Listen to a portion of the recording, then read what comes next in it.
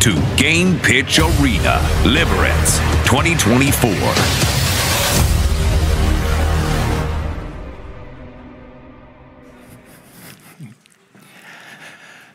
Ladies and gentlemen, welcome in Game Pitch Arena Liberec 2024, part of Anifilm International Festival. Unfortunately, I don't have that trailer voice, it's really sad. But my name is Mikuláš Tuček, and I'll be your host for this afternoon, the pitching session, as well as our ceremony. It takes place at 8:15, so I hope you join us as well. Short notice, you probably notice, but as it's international event, so we're gonna speak in English, my school English, apologies. If you really struggle, pokud máte opravdu problémy a nebudete rozumět, tak tamhle jsou překladatelky a tamhle jsou sluchátka, které si můžete vzít, ale doufám, že to nebude problém. What is it about? Game Pitch Arena. I think the crucial word is pitch. As a former baseball player, I'm quite used to pitching. It usually means that you throw something. We're going to throw ideas today, gaming ideas. And gaming ideas in two categories. First is enchanting and experimental genres. This category is dedicated to experimental games or projects and realized with a limited budget. I quite like it because it's really useful. You're going to work with limited budget for the rest of your life. If you stay in gaming industry, of course, choice is yours. Second category is established and wide audience genres. This category focuses on games with higher ambitions or larger teams or studios, and it's aimed for commercial success, typically so-called single A, double A studios.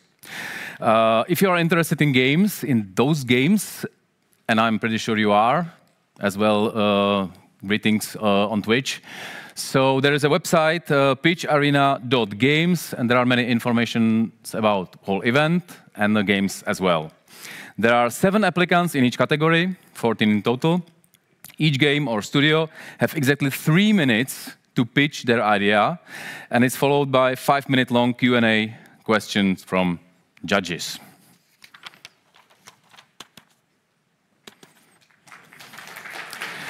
Getting better. We have judges, we have very strict judges, but fair one, and I will introduce them in few minutes. First, big thanks to organizers, CyberSay Consulting and OSPAV. You are getting better. Thanks to partners as well, Liberecký kraj, Shire of Liberec, I quite like it. PPF Foundation, nadace PPF. Czech Invest. Nebudu překládat. Mavericks Eagle. And O2 Czech Republic. So let's focus on partners of Game Pitch Arena. The main partner of Anifilm International Festival, the PPF Foundation, has generously donated 10,000 euros to the prize pool.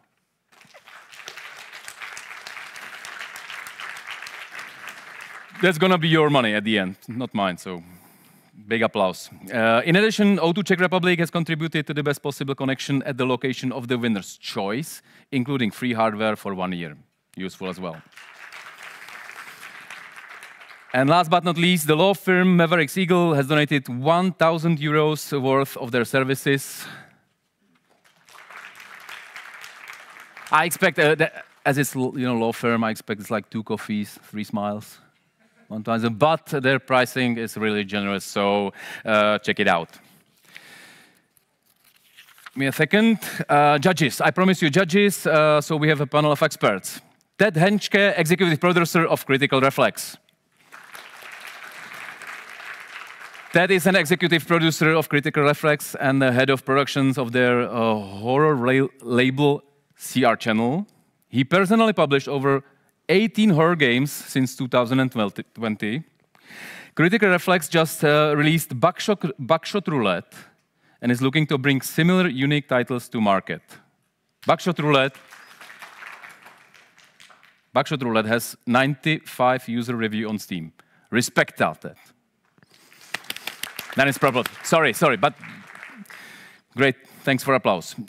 Second one is Pavel Barák. I didn't see you before. Chairman of Czech Games Developers Association.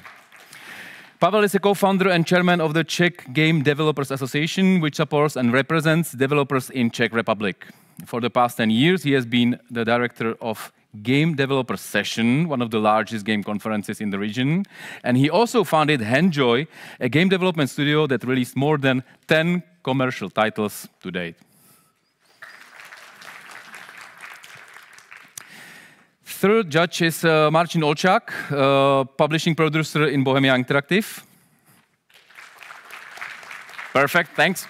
Marcin has been working in various publishing teams for over 10 years. For almost a year now, he has been in charge of the incubator at Bohemia Interactive, where he oversees the entire publishing cycle for externally published games made by indie developers or studios.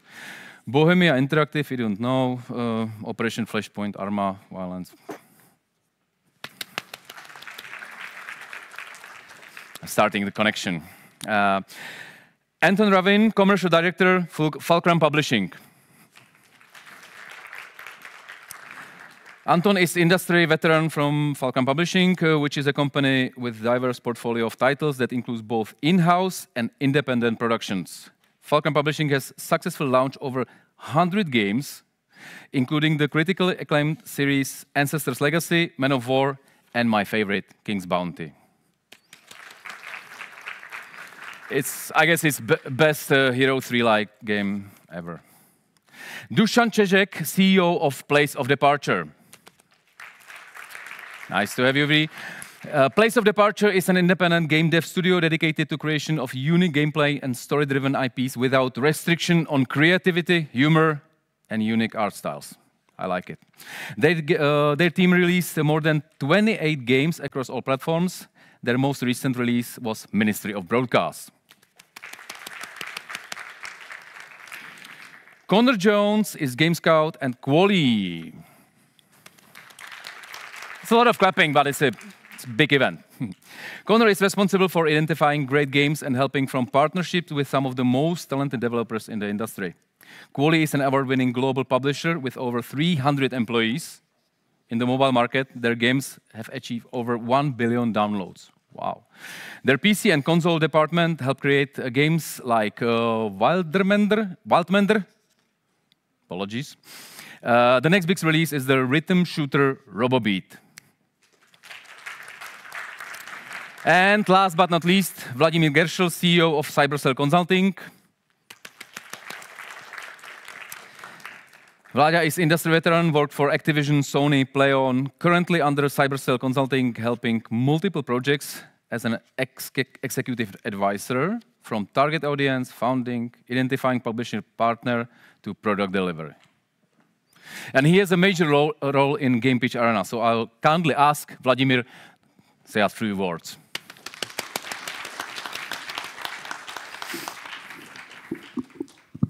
Thank you. Hello, everyone.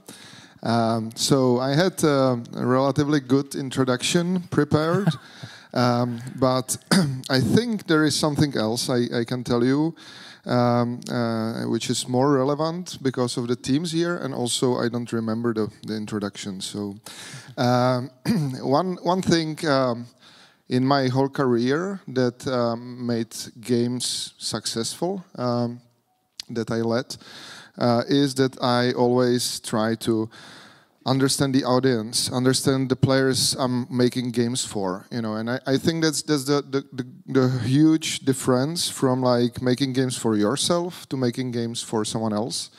Understanding that audience, not necessarily doing what you like, but trying to look at it through the eyes of someone who is going to play your game, or in this event, who is going to judge your game. So please, when you are pitching your games, try to be, or imagine being in roles of those 7 gentlemen. Oh, we are only gentlemen here. I need to fix it for next year. 7 gentlemen, and And imagine that they know very few about your game. They see it for the first time, or they saw it maybe only once before. And you have only 3 minutes to deliver everything, not only why you imagine the game is great, but also what are the business plans, what are your predictions, what are other competitors, what is the realistic delivery roadmap, and so on. I know it might sound too late to tell you now. I also know you had some workshops from our side, but I just want to remind you, you are now talking to the jury here, those 7 guys. So please try to imagine being in their shoes and deliver the information for them, not through your eyes of brilliant idea and skipping the rest. Last but not least, thank you for all judges or the whole jury here. It's a great panel. I'm really happy to have you here, guys. I'm sure that all of you pitching here can have then also follow-up talks and discussions with guys sitting here, and that can help you not only to improve your game, but also maybe, hopefully, to get some publishing deal. So, thank you. I'm really happy we as CyberSale can help to the Czech industry to start those also small or smaller projects, not small in some cases, but new projects that are brave, because as the industry, we are in Czech Republic very much leaning on shoulders of few huge companies, and we need to also start way more creative, smaller teams. That's also what we just discussed before this show with guys from Ministry of Culture, and we are trying to support also this, to have some foundations in the near future. But those steps, like pitching sessions, governmental support, etc., I hope are helping to the whole industry to be more healthy, let's say, and have more young, brave people in the market. So thank you all, and good luck.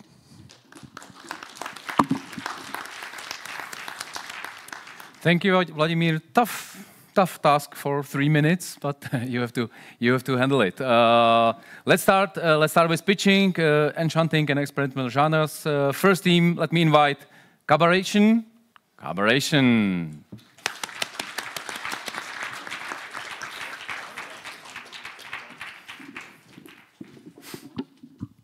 1, 2. Yeah, hello. Okay, we can start. Hello, guys. Have you ever heard about these magical boxes called, how does it called? Automata. Sorry. Automata, it's home cinema from the beginning of the 20th century. It's our inspiration for the game. And it will be adventure game, click point, and we set it on 19th.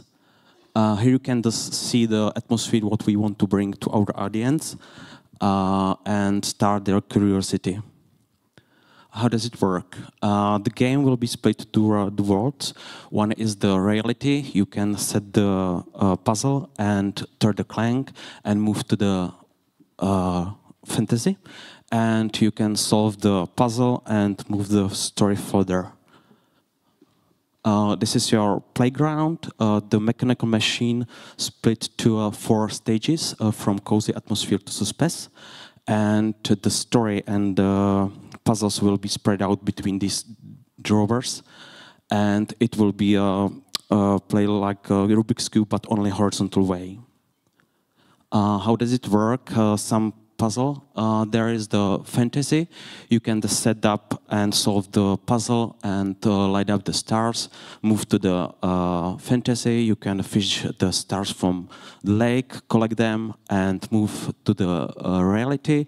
You will behold the pulp necessary for the lighthouse, and with called the ferryman who will take you out from the island. Each character will be built from the machines and reflect its character or personality. Yes, some examples. Yeah, we will be primarily focused to Steam on Nintendo Switch. Also interesting will be Netflix or Apple Arcade, and will be possible to play in VR technology. Our goal would be sell 400,000 copies, price ideally between 20-25 euros, and we are now a team of 2. Ideally, we want to 5, and we expect develop takes 4 years and expand to cost about 560 to 60-50k euros.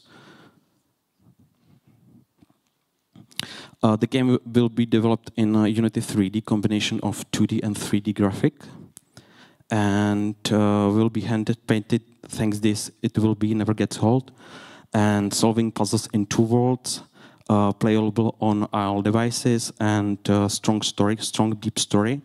And we got the feedback from Kuba Dvorsky from Amanita that get us the positive feedback with some hints for the future develop. And there is the short video for the game.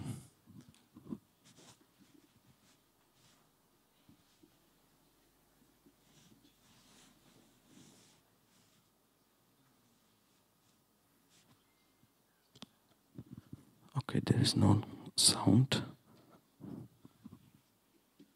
That's pity, sorry.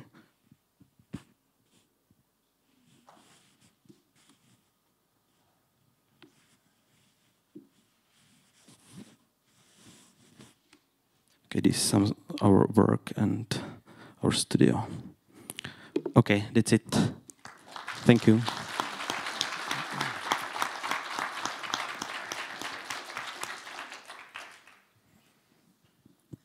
Hey guys, thanks for the great pitch. I really love the storybook art style you've went for. I think it's really magical. I was just going to ask, obviously this is quite a unique game. What were some of your biggest sort of inspirations in the gaming space when making it? What is the inspiration? Yeah, just games that have inspired you. Mechanarium from Amanita and their games. Limbo, if you know that, yeah, the atmosphere, and these adventure games with the unique style, art, and gameplay. Okay, thank you. Yeah, welcome. Thanks for the presentation. Have you guys made any games before, or this is your first game? This will be our first game with our team, because Michal developed some own games in early of his age, about 15 years. Mine is will be own first game, like a PC game, because we developed the card games and board game as well. Thank you. How did you calculate your monthly burn to get that total budget?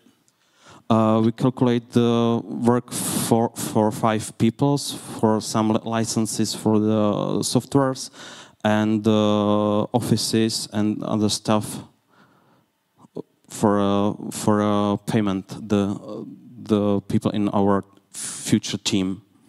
Sorry, my question is more: is that based on current rates for those members? Is that they're making right now in other jobs, or is this based on like a speculative of how much you'd like them to be paid based on like the living expenses of the area? Yes. We want a full-time person on this project to develop with 4 years.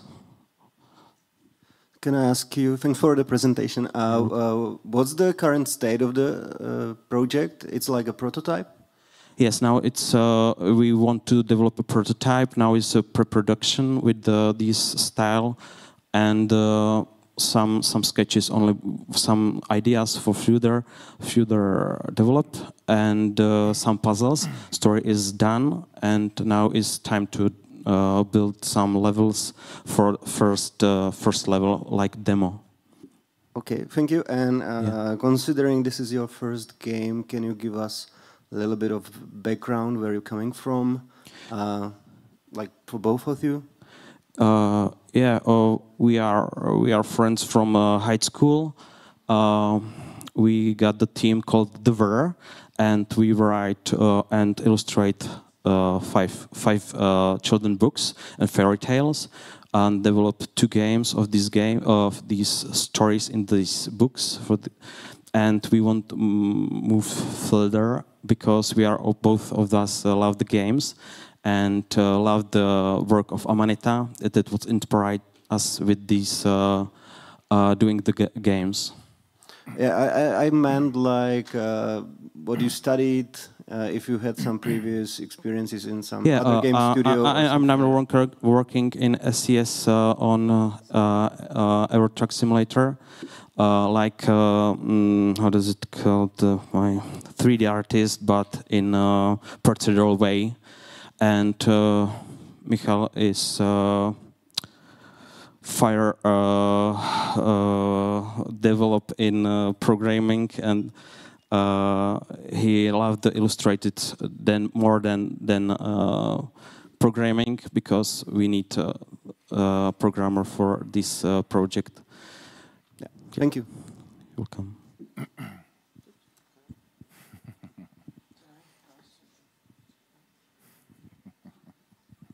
Thank you, guys. It was really nice. I just made my counting, so budget is fine.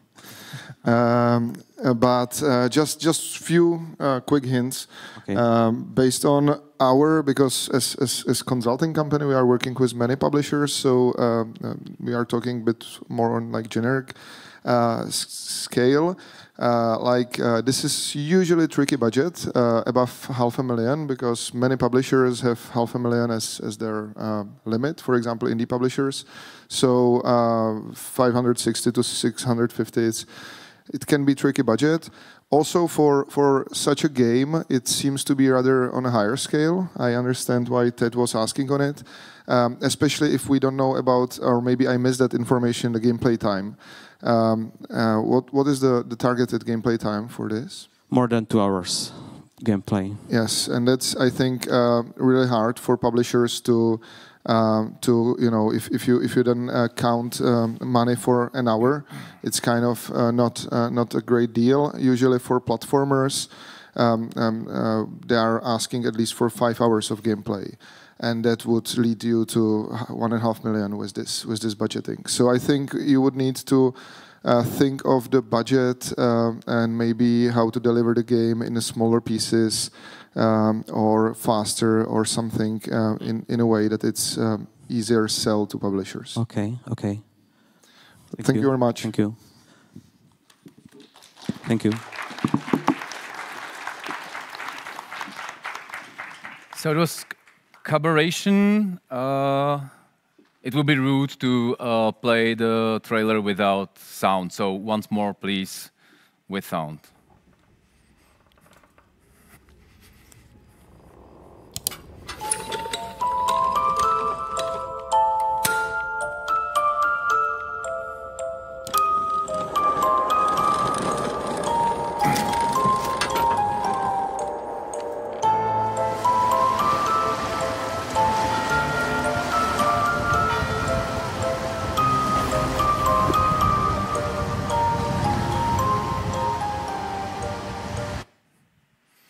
So apologies for technical issues. Exactly. Second team, Leaf Blower Man. Got them.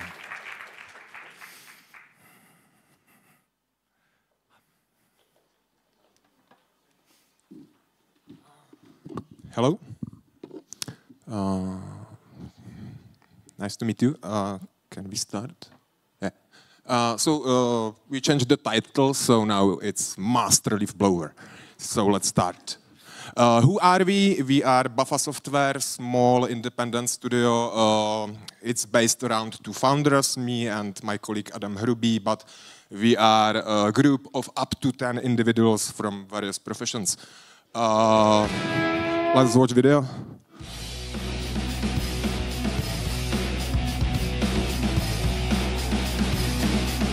Check it out.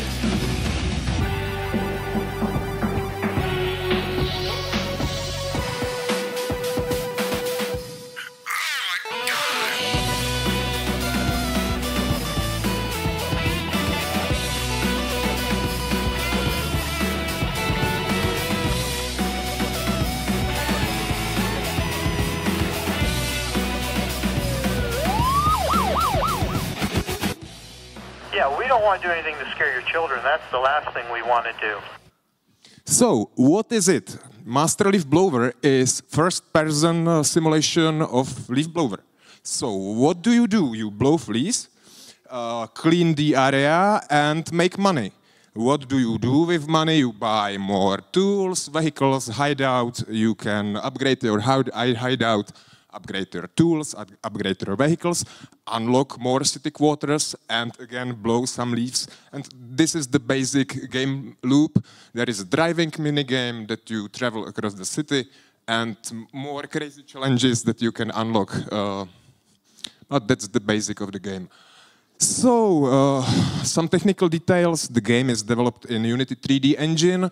Our plan is to release the early access at the end of the summer this year, followed by 12 months of full development. We want to collect the players' feedback and polish the game based on that feedback, and subsequently release the game. We can add some DLCs if players asks. Game is designed for a wide audience, for casual players and for hardcore players, because there are several layers of difficulty in the game. And based on our internal testing, we believe the game is attractive for both male and female players. Something more. Yeah, there is some competition. The biggest competition is the leaf blower sim, and it's not out yet. So we believe our early access will be out before the competition. And we think the level of our quality will be higher than the competition. Our goals, we are seeking for investment of 100,000 euros. Our realistic estimates of sales goes from 50,000 to 100,000 copies. Optimistic projections, of course, goes higher, but it's just optimistic. We want to sell the game for 20 euros, and I think that's all. Thank you very much, and if you want to ask, please ask.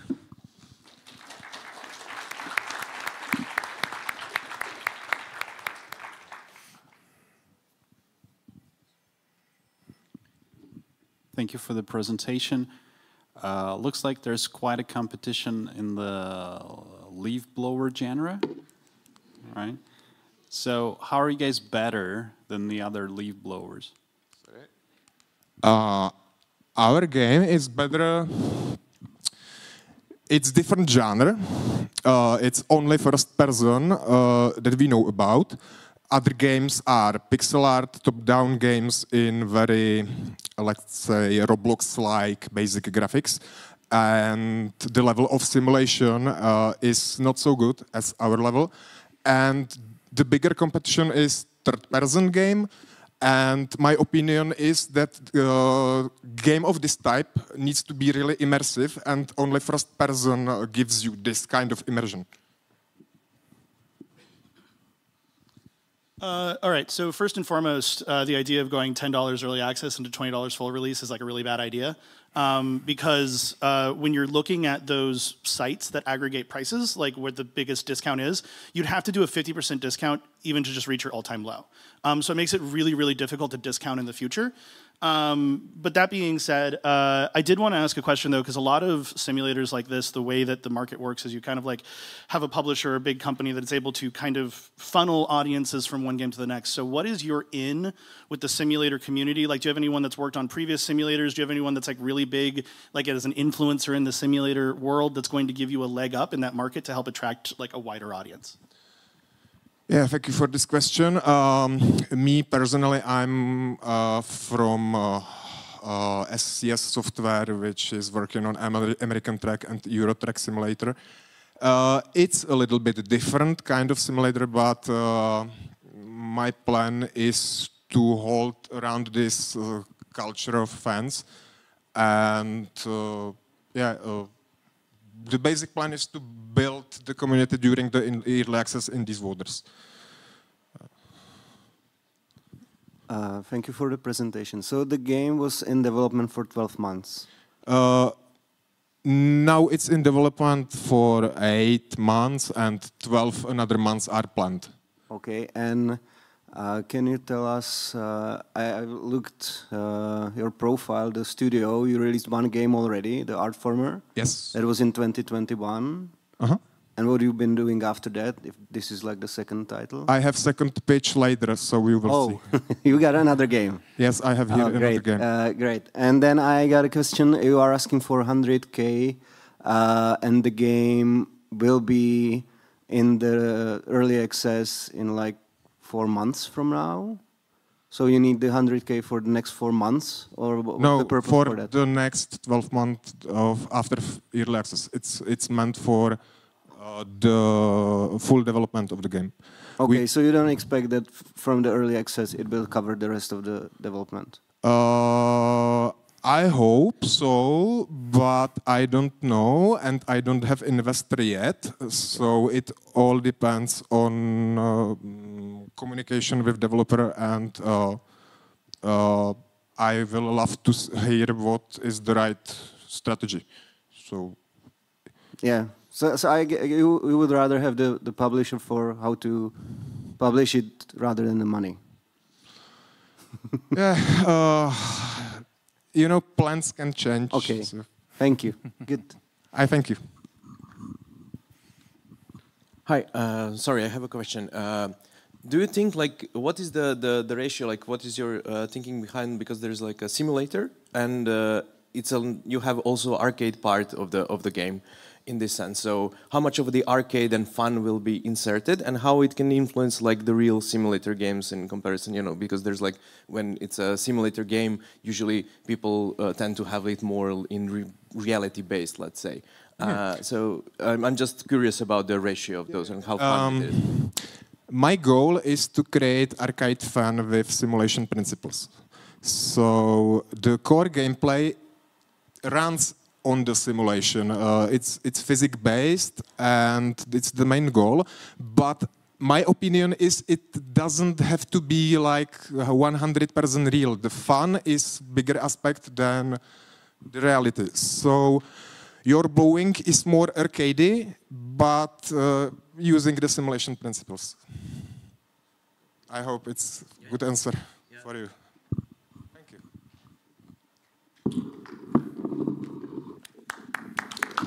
Thank you very much.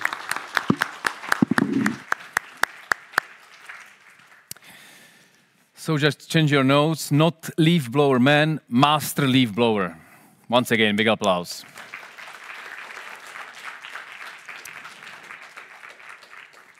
Manabis? Okay, let's go.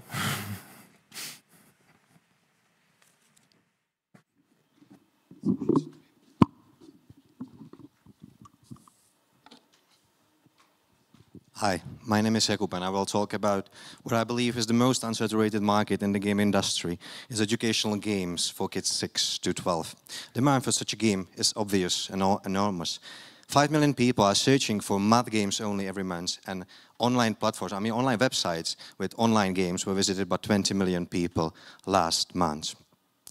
Correct content marketing strategy, targeting those parents searching for those games, along with a long-term, fun mobile game, could be a massive success. I have spent the last 13 years in Tech Ambition. I was the founder and CEO of Tech Ambition, creating a tech product, and my partner Jakub created a couple of successful mobile games in the meantime. And together we have all the necessary experiences to create a game that is fun, but does not compromise education at all. So Jakub will tell you more about the game. Hi, our game Manabis features elements that are extremely popular among children, such as fast-paced arena battles, randomly finding rare items, crafting, exploring, and farming. Additionally, it incorporates strong educational components. The main unique selling point of the game is a very natural blend of learning and entertainment. The game uses a special designed combat system in action missions that are similar to Brawl Stars. Each attack requires solving a math problem in such a way that it does not disrupt the game's action pace. To minimize frustration and maximize enjoyment, the difficulty level adapts to precisely to each player's skill set. The evidence-based algorithm makes learning even more effective and the knowledge more lasting. During missions, the players collect resources and discover magical seeds. Upon returning to their base, they can craft tools and grow magical companions, mana bees. These mechanics fuel passion for collecting and also opens up opportunities to create rich user-generated content on social networks. To grow mana bees, they need to be cared for regularly. It further increases the player's retention.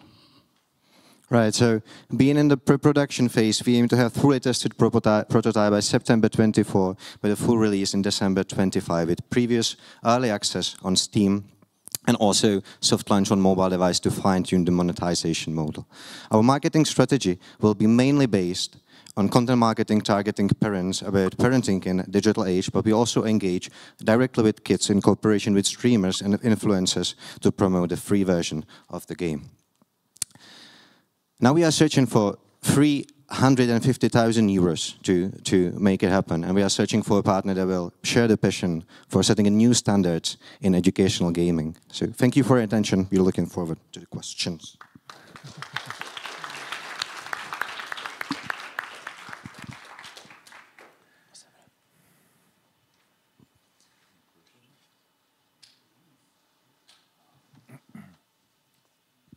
Hey, sorry, I just wanted to ask how the sort of multiplayer is going to work in the game. The multiplayer. Well, the game there will be like strong aspect of offline single player. We feel it's quite important because of our target audience, because a lot of kids got only poor internet on their mobile phones and so on. But there also will be multiplayer missions you can play, like I said, in a similar way, like in the Brawl Stars. You will join to the arena and you can compete with other players.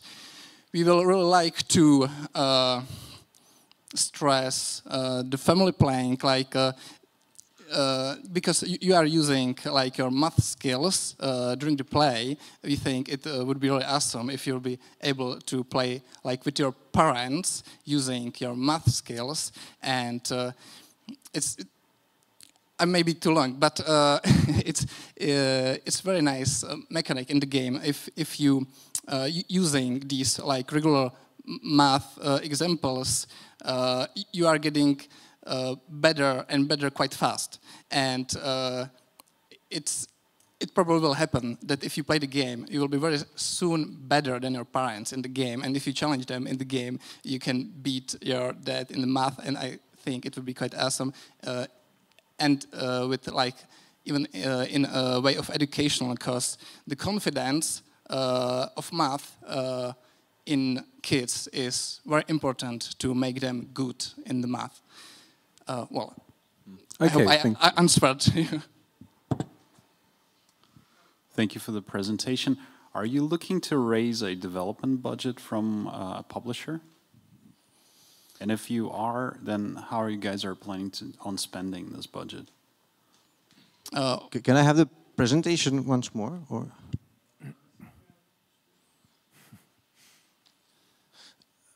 So yes, we are looking to raise money. It's not the only educational game that we would like to come up with. It's the first one, but we would like to create a love brand that a lot of parents would rely on. Those parents that are searching for educational games usually came up short these days. So we want to really create the first game that was be a base for creating a product that a lot of parents would rely on. So yes, that's.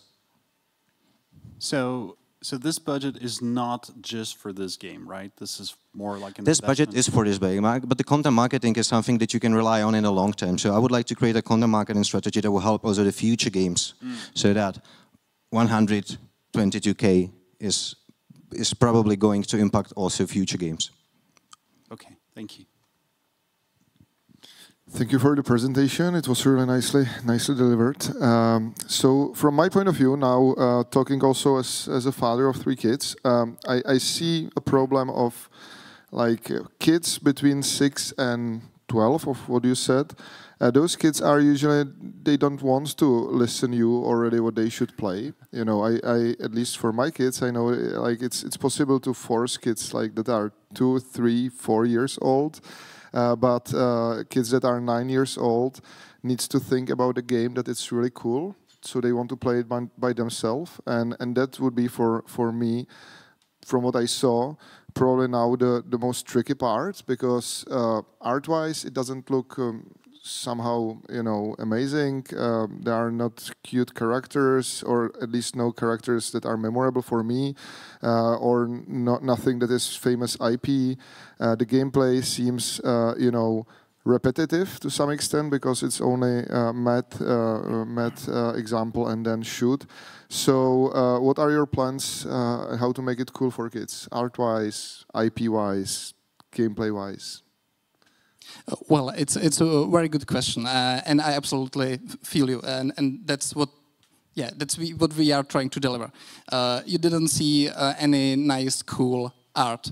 It's right, but there will be. We are like an early stage of development, and we don't have those things yet. But I've mentioned those things like collecting cute companions. So there will be those things. There is not only like a single mode shooting one enemy. There will be more modes of games you can play. There will be the crafting part on your base. You will get some cosmetics and collecting features, so you can personalize your game, and the finding those seeds which you are using to grow the mana bees, those cute companions. There are some rareness and probabilities, so you can like compare with your friends, show them which you've got, which don't got, and yeah, that's exactly like you said. With the approach, we are targeting the kids. We are trying to cover the math as much as possible, so they feel they are playing the game they like, they enjoying the fun, and the education is just natural part happening somewhere. And the best way we are trying to achieve is that the kids like hardly notice that they are learning something. Okay, thank you. I understand this. I just, one suggestion, when I sold some games successfully to publishers that were like for kids, it was really always based on also strong visuals. So I would suggest, at least for the pitch, prepare those visuals or focus on one thing in the game, like a menu or character or something that is final visual wise, so you can give this proof to the publisher. Okay, thank you.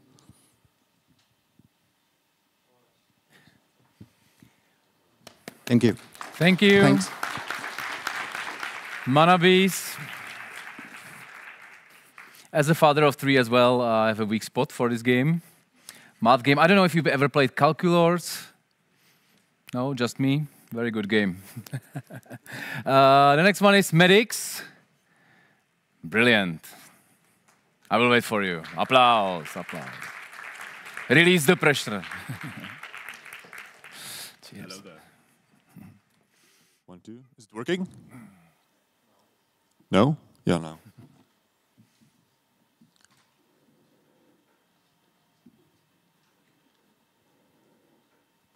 There is something fascinating about battles. Oh, the mass, the effort, the destruction. And then you realize that all those little dots are humans experiencing some of the most intense feelings a human can experience. Which is why I have decided to create this game. Hi, I'm Josef Schmid, and this is Medics. It is a story-based, real-time strategy game about a unit of war medics. Over the course of 7 chapters, you struggle to save as many lives as you can. You follow the story of Hera, a young medical graduate recently assigned to serve on the northern border of the Empire. The Imperial army is soon taken by surprise and forced to flee by a crushing force. This game lets you experience their struggle for survival and hope. You will have to gather supplies, move around the map, and react swiftly to sudden changes on the battlefield. In between the chapters, you can spend the gratitude of the people you helped to implement new reforms to the unit. You gain access to new abilities to your aid, such as using drugs to stimulate your personnel, building barricades, or supporting crucial parts of the front line.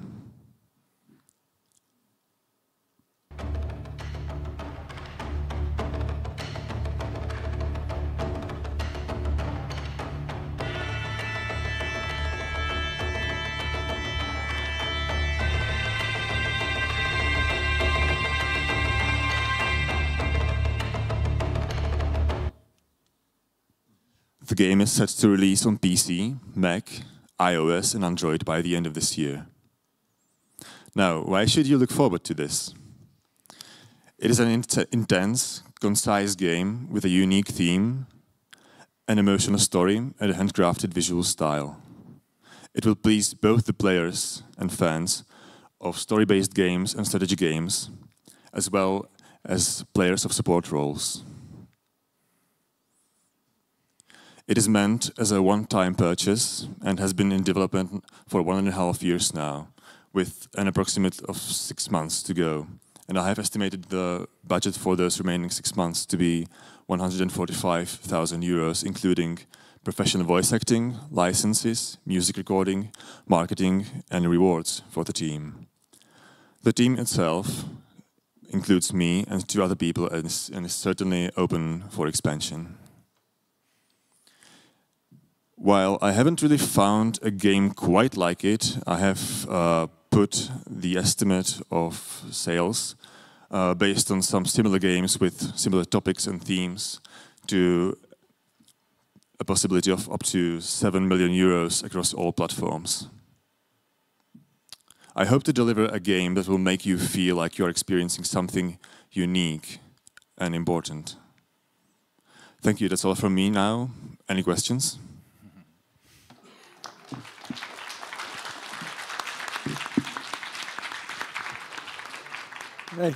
Hey, I know I'm meant to use this slot for questions, but I just wanted to say I really loved your energy when pitching. A lot of what we look for with a publisher is the energy of the game and how that sort of brought the feeling a player is going to have when they're sort of playing the game. I also jumped into a build, sort of beforehand, checked it out, and I thought it was a really, unique, fun concept. There's not many games of sort of acting as a medic saving lives. It's, normally about killing a lot in gaming. So I thought the concept was pretty unique, but now I'll pass on to, someone who's got an actual question. So it's kind of hard to tell from the gameplay. Is there like a win state to any levels, or is it just like holding back the horde for as long as possible so you can evacuate as many people as possible? Or is there like a part where you can like turn the tide yourself? Like, what's the vibe? As I said, the game is story-based, and each of the levels have like different objectives and different mechanics, in, which they, they just one based on like you completing the objectives, basically, and that's like for the story campaign. I'm also like having like an infinite mode in mind, where you have a more direct influence on whether the battle ends in your favor or whether you are forced to retreat. But like the story campaign is more like you experiencing the story, and the game mechanics are there to enhance your feeling about the story and your emotions about the game. Yeah, I mean, I just kind of like put it in more simple terms. On the scale of like misery porn to like power fantasy, this campaign is more on the misery porn kind of side of things, like this War of Mine, that kind of thing? Yes, like maybe 30% on the misery point.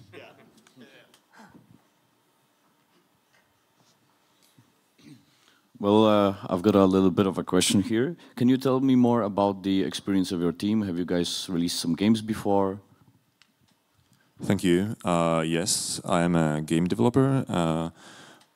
My career so far has been like, I'm originally a painter and an artist.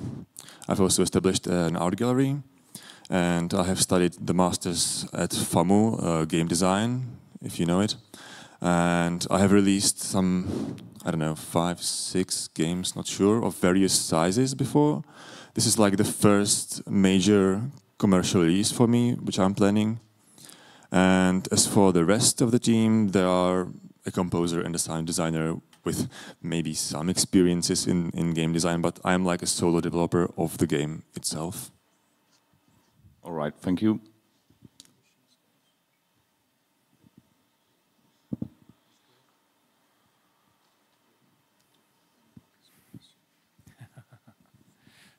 Sorry, just a quick question. What is the replayability of this concept?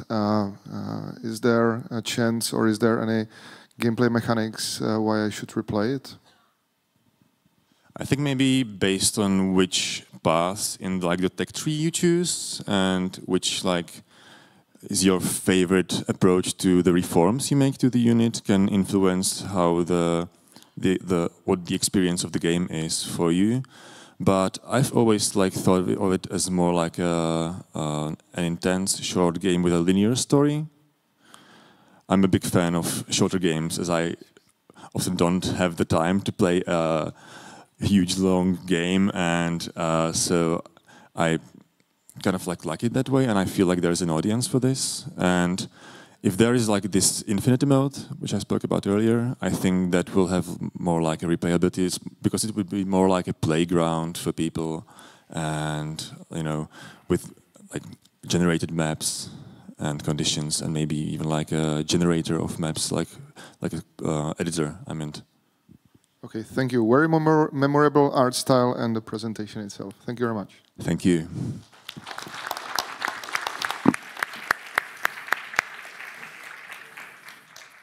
I'm a fan of shorter games as well. You know, I can play them all. The next one is Scribe RPG. Mickey and the Team Mickey itself. Himself, come on. Cheers.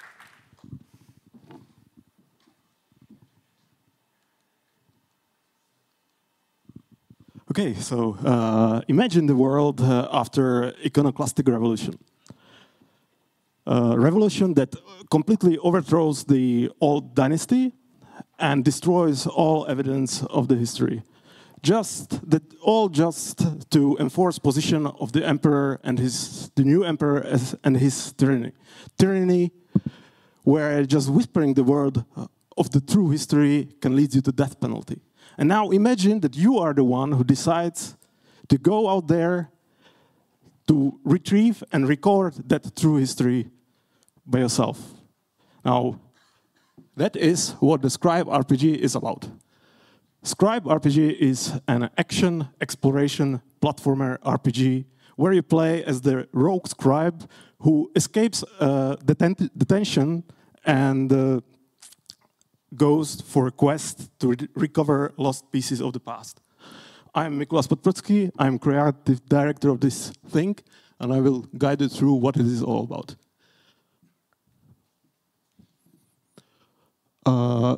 Scribe RPG is a blend of genres. We blend action games, puzzle platformers, point-and-click adventures, and RPGs. We are players. We played most of the games from early 90s till present day gaming, and we have really wide range of inspiration. But let's pick 4 really important to us, which is classic Prince of Persia, Secret of the Monkey Island, or Flashback, or even Elder Scrolls series. The blend of genres is very unique, and we are proud to say that it works as a charm in our game. Hand in hand with that, we have unique world exploration mechanic, which lets you inspect any interesting feature in the game world. Also, we have manuscript writing mechanic where you by yourself uncover the logic behind the game lore. Our feature list in this game is very robust. The game is open world, so you can go anywhere at any time. We have day and night cycle. We have weather system, and the world reacts to that. We have economy and trade. You can craft, you can fight, you can even rock climb, or you can do some stealth. So, and the list goes on and on. And all that is made in organic pixel art. We do not use tiled maps for building our world and levels. Everything is unique artwork, so every step you make in the game means you explore new visuals. And it's all made by us, two brothers, with a complicated name, so we call ourselves Romit. I am ex-AAA game developer. I worked on Mafia 2 title or Kingdom Come Deliverance. And my brother, he is a technology nerd who has the game coding as a relaxed activity after his job in various tech companies. State of the project. We have now a fully playable vertical slice of the game done. We need to polish it, and we want to release it for the public to gain as much visibility as possible. Our target audience is people who play, who search for interesting gameplay approaches and original ideas, but also have a weak spot for retro gaming. And yeah, that's the Scribe. Follow us on Scribe RPG, and thank you.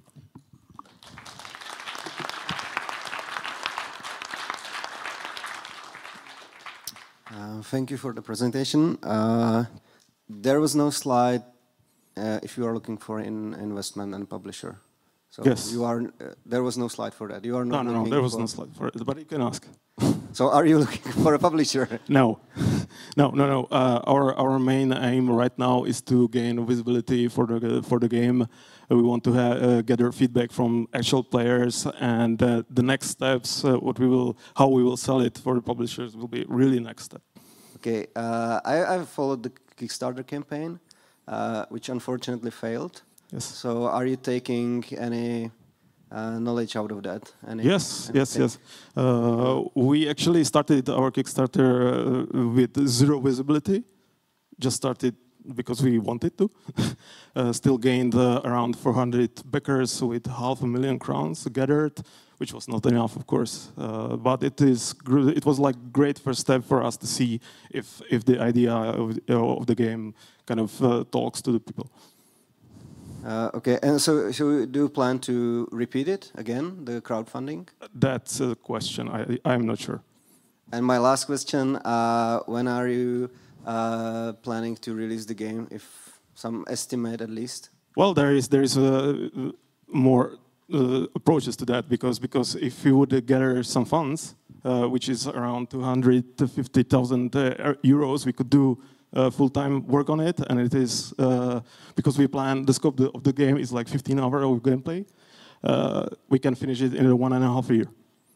Without funding, which is state we are right now in, so zero budget, it will take much longer, of course. But we have like stages that we will release probably the early access, and then we will expand, because the game has this possibility to expand or shrink. Okay. I said last question, but I got one more. Okay.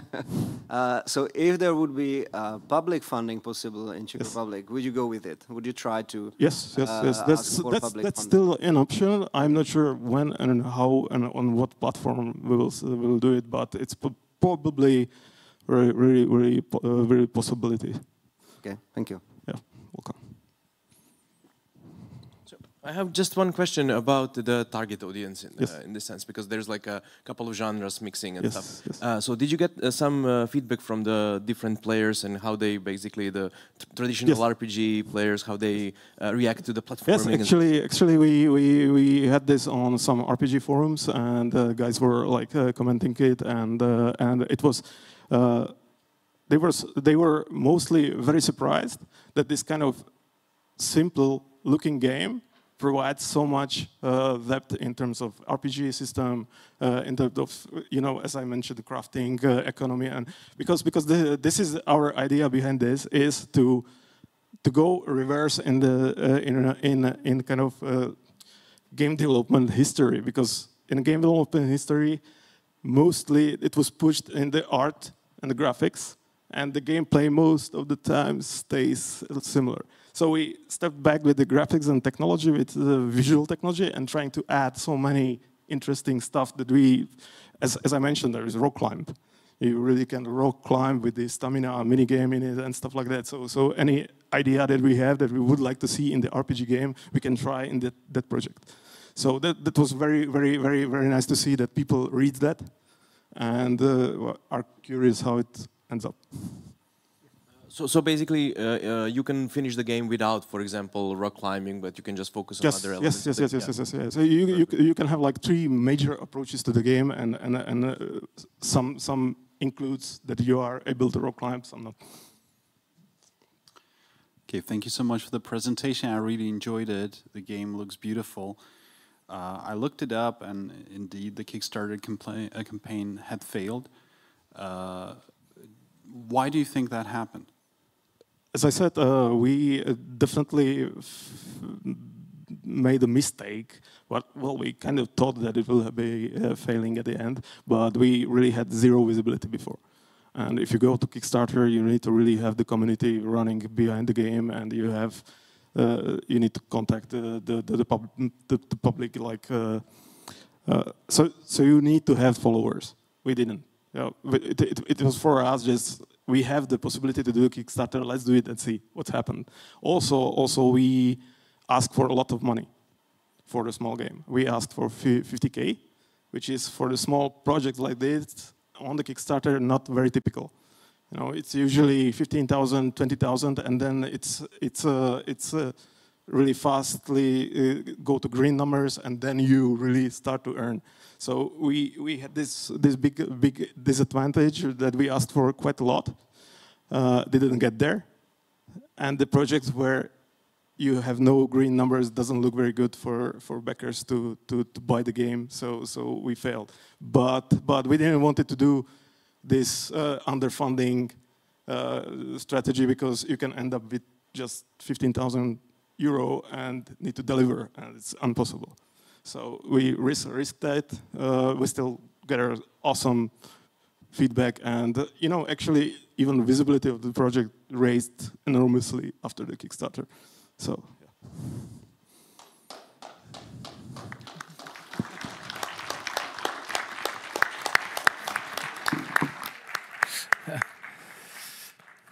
Thank you very much. If there is like big clapping from director's office, then that means we are over the time. So Scribe RPG, and the next project is the Pied Piper. Pied Piper, big applause. Didn't see you for a long time. Cheers. Hello again. Nice to meet you. So, the Pied Piper. This is the same, so I think we can skip it. We are Buffa Software, small independent studio. Let's watch video.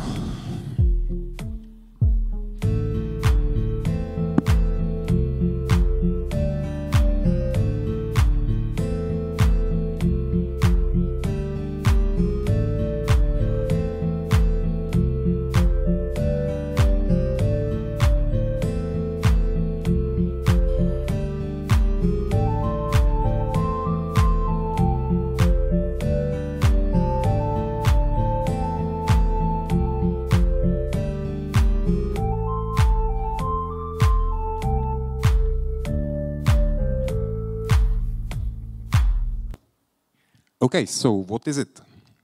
Pied Piper is famous fairy tale in blend of 3D and 2D gameplay. The game blends action adventure with RPG elements. You as Pied Piper are the rat catcher.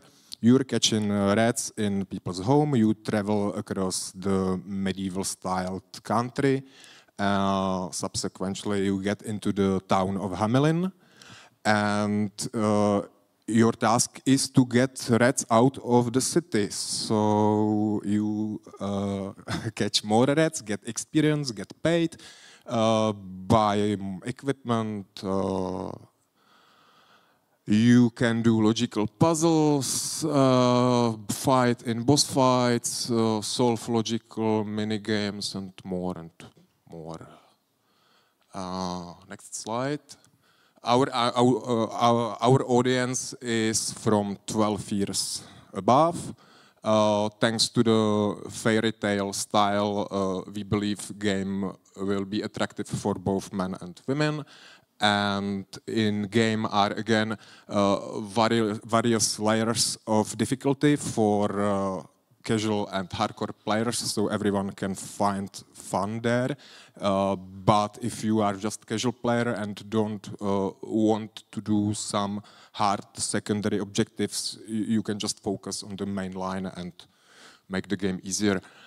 Similar games are Train series, Planet of Lana, but we expect our fan base will intersect with other medieval-styled games. What are our goals? We want to release free demo at the end of this year, then 1 year of full development and full release. We are seeking for investment of 200,000 euros. We want to build a robust community during the early access phase, and we believe the game will sold over 100,000 copies. And I think that's all from me for now, and if you have any questions, please ask.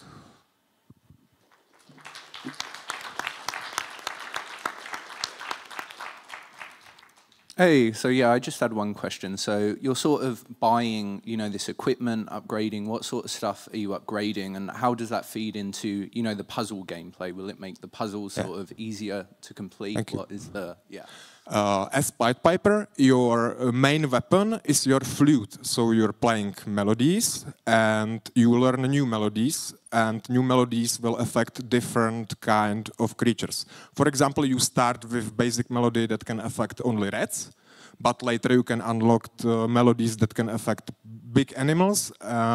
Then you can unlock melodies for humans, telekinesis, magical stuff from fantasies. Okay, so it's essentially some puzzles are sort of gated until you have that. Okay, I understand. Thanks.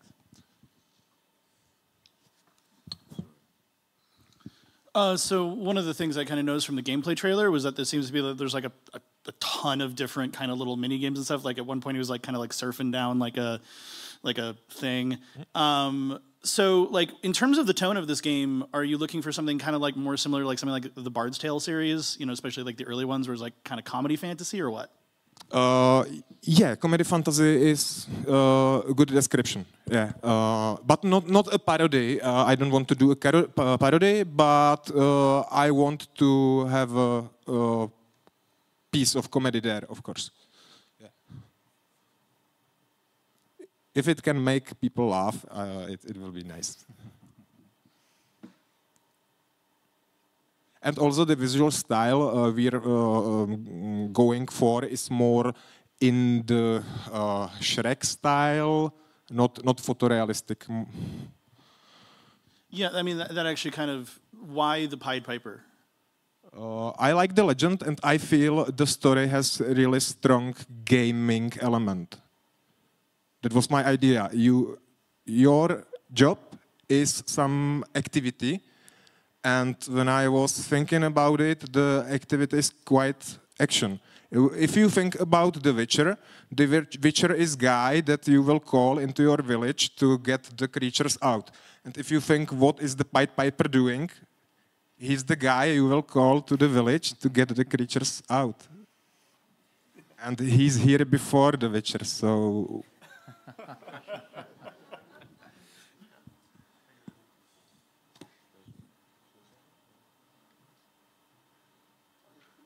Thank you very much.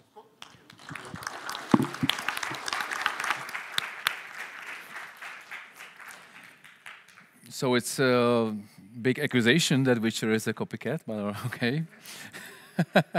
Last but not least, Zero Impact. Zero Impact, big applause. Krzysztof Ježek. Okay. Hello, thank you. Is that working? Yes.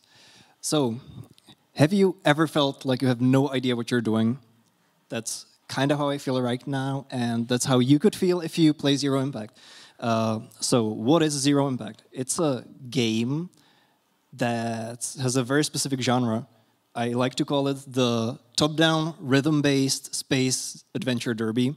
It's a bit of a mouthful, but it will make sense in a second.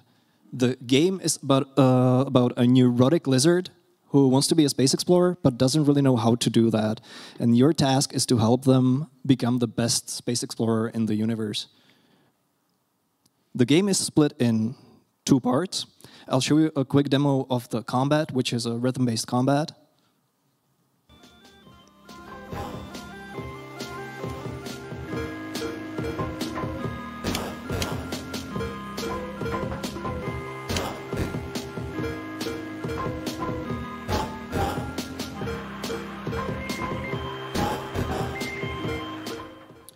Okay, so as you might have seen, performing actions with the rhythm of the game makes them more meaningful and helps keep the player immersed in the game. The second part of the game is about exploring yourself, exploring the space around you and your ship, and about talking with funny creatures, which are other lizards. The game has... basically, the strongest point of the game is its dialogues, which have been reviewed by testers as quote-unquote funny, absurd, and make me want to learn more about the cute lizards. Now, the plan is that right now the game is a student project I've been making at FAMU. I've been making it for about 2 years. I plan on working on it for 6 more months before releasing it in early access, and then I would have a full release.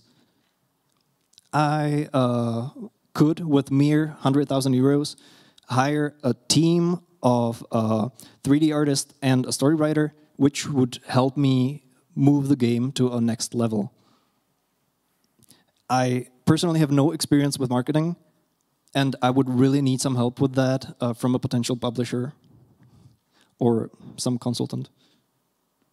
And as I said, the team would be me, 3D artist, and a story writer. Now, the game targets adult audience, and especially young adult audience. That would be specifically because it would be the characters in the game feel most relatable to young adults, as well as there is a lot of swearing and some mild drug abuse.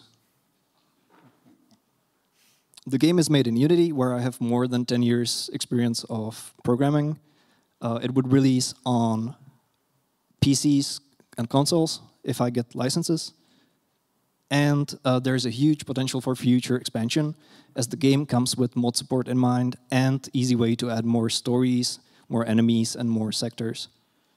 That's everything from me, and thank you.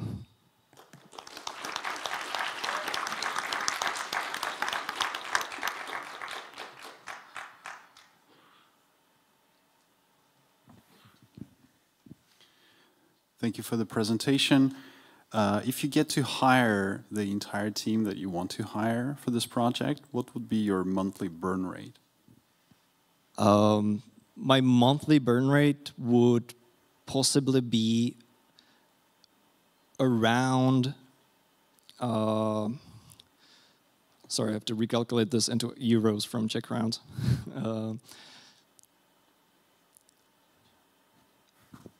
Maybe How much in Czech crowns? About, I would say, 50,000 per person, possibly if they work full time. Though of course it would depend on the actual contract. I think with 3D artists it would be possible to use less money by doing contract work for individual assets.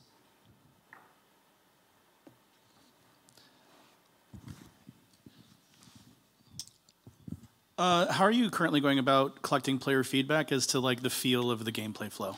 Yeah, so I have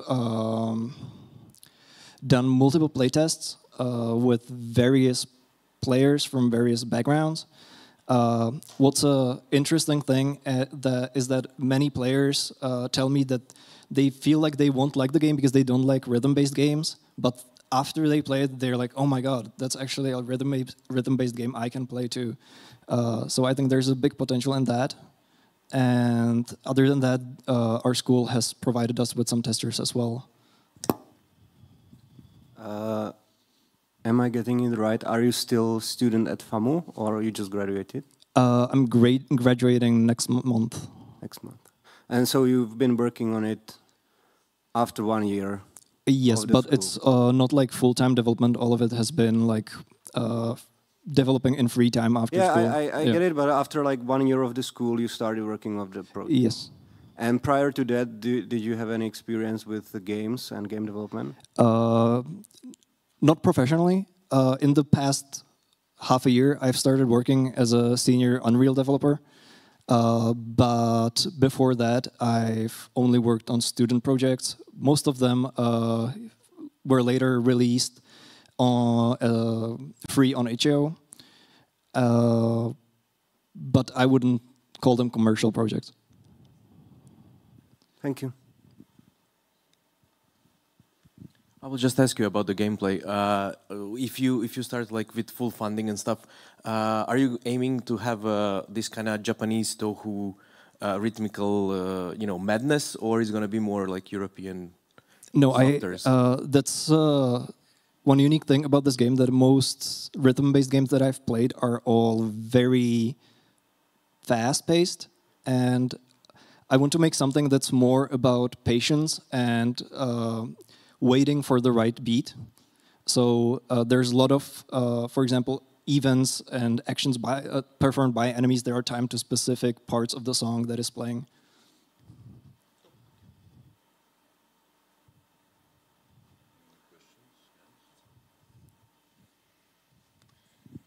Thank you. Just out of curiosity, did you make some market research? What are your expectations? Some other games that I understand that this crazy combination is probably not on the market, but those those concepts you mix together.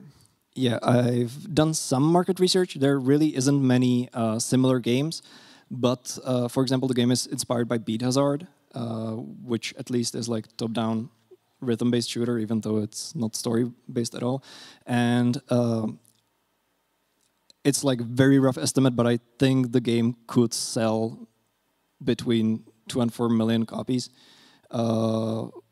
especially if the marketing is focused on the adventure part of the game. Okay, thank you. Thank you.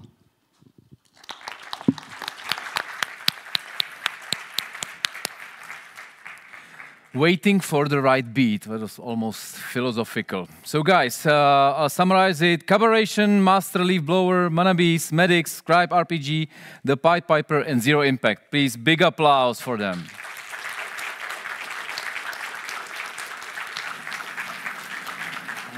It's certainly not easy to speak in English here in front of you.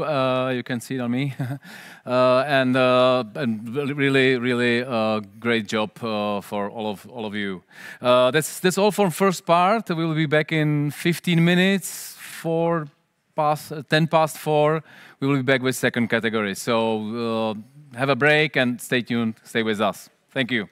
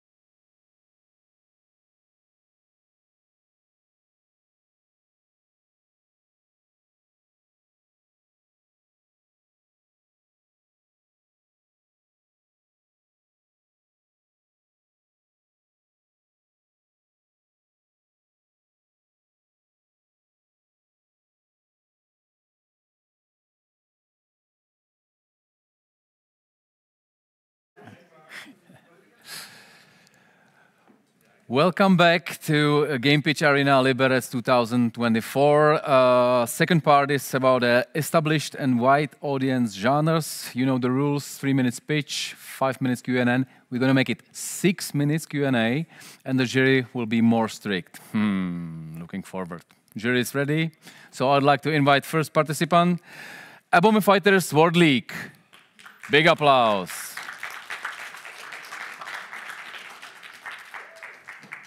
Ooh. One, two. Hi, I'm Andrei from Proud Turkeys, and this is our game, Abomi Fighters World League. Let's go.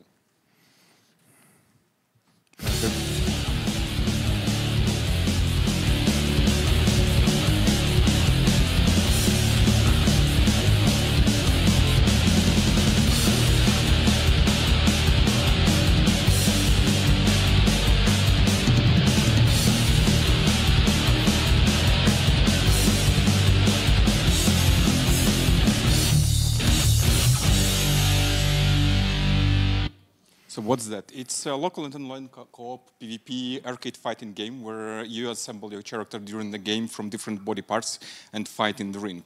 Everyone starts without limbs and collects it either on the floor or tearing up from your opponent and attaching to yourself. Right now we have a local and online P2P PvP available in the MVP, and we target to add a local single player on co-op mode where you can fight alone or with your friends in a roguelite career sessions mode. Our main USPs are really quirky characters where you can literally attach anything to anything and be the avatar in the game. Each limb has unique skill and you can pick it up or tear it up from your opponent and attach to yourself and use for advantage.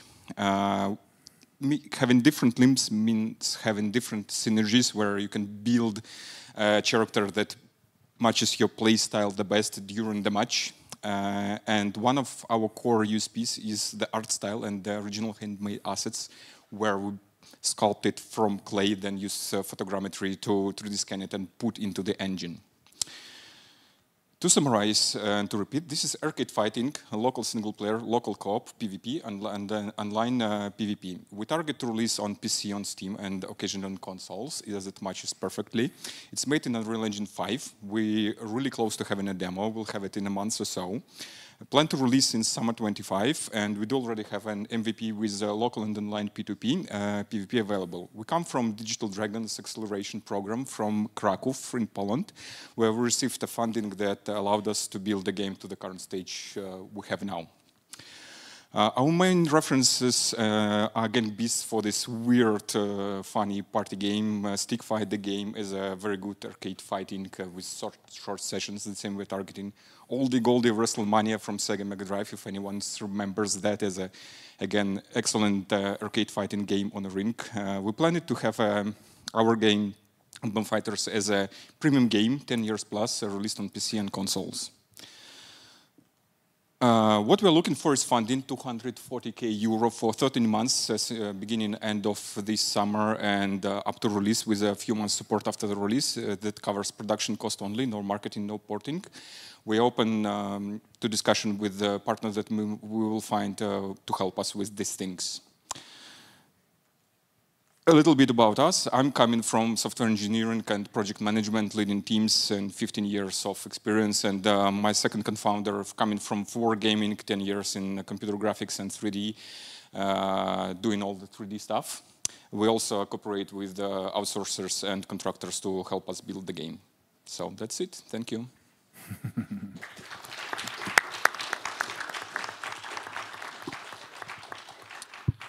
Yeah, I guess my first question would be, what's the progression system for like unlocking new things? Is everything just there from the start, or like what's going to keep people playing, and kind of what's the carrot?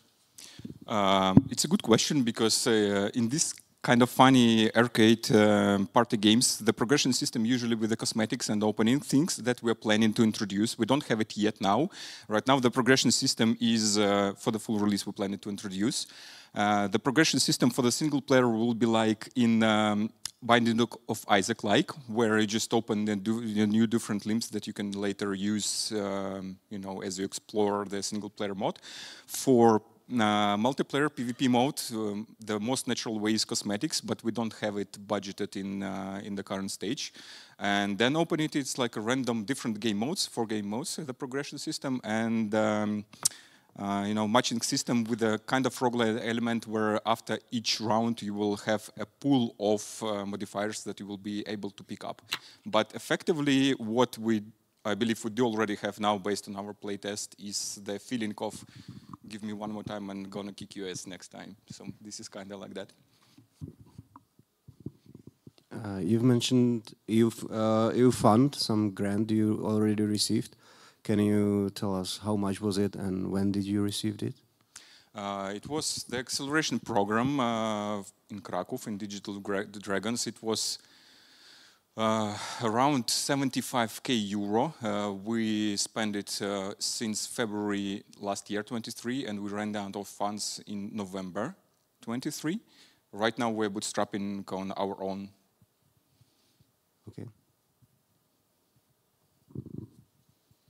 We received it just by applying to acceleration program and passing it. Hey, thank you for the presentation. Can you tell me about the porting cost? Did you guys estimate that, or about what? Porting cost. Porting cost is not included in this budget, but it's a very good question. We would like our partner, be it a third-party porting house, help in doing that, or if we find a publisher. A lot of publishers just don't want third-party porting houses doing that. But it really depends, because I heard and I talked to friends and talked to people, heard different opinions about porting. So it's a tricky question. Depends on the partner. Someone just doesn't want to do the porting outside. Someone is okay with that. All right, thank you. But for the future, like definitely having the porting cost would be a big plus. Okay, thank you.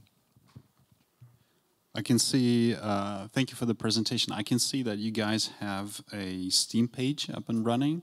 Yes. Can you share your Steam wishlist numbers for it? As I said, we didn't do any marketing and visibility at all just yet. We just 2 weeks ago hired a marketing consultant who's coming from No More Robots and 11-Bit Studios. She's doing consultancy for us, helping build this visibility. We don't have any wish lists that are kind of relevant for publisher, honestly.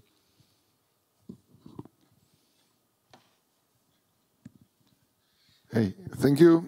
It's a really nice presentation. About the art style, that's something, because when I was doing the Forensics game, we were also trying to achieve the clay look.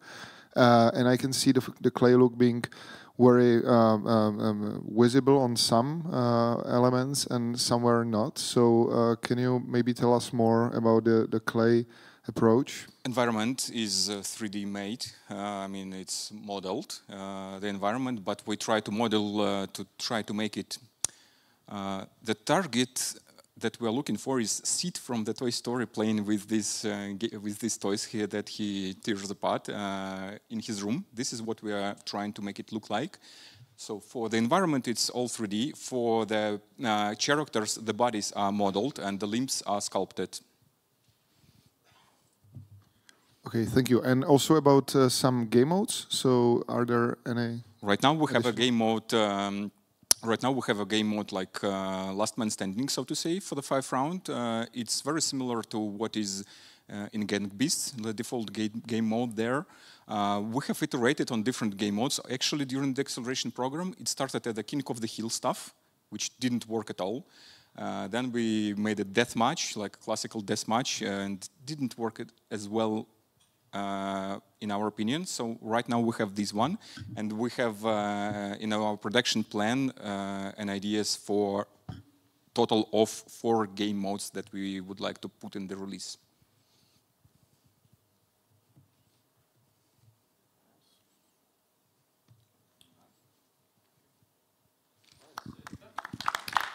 Thank you for your attention. Abomi Fighters, it has a lovely weird look. I mean it as a compliment. It's really a lovely weird look. Second participant is Metamorphosis 2. Brilliant. Applause. Thank you.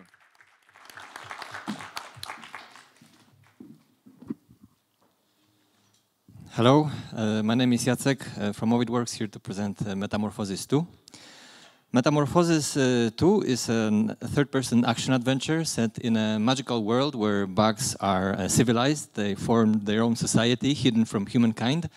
It's also an indirect sequel to Metamorphosis 1, which we released in 2020, to a pretty good reception from the players. It sold over 100,000 copies, but it was also plagued with certain design decisions that definitely held back from achieving what we thought it was its potential.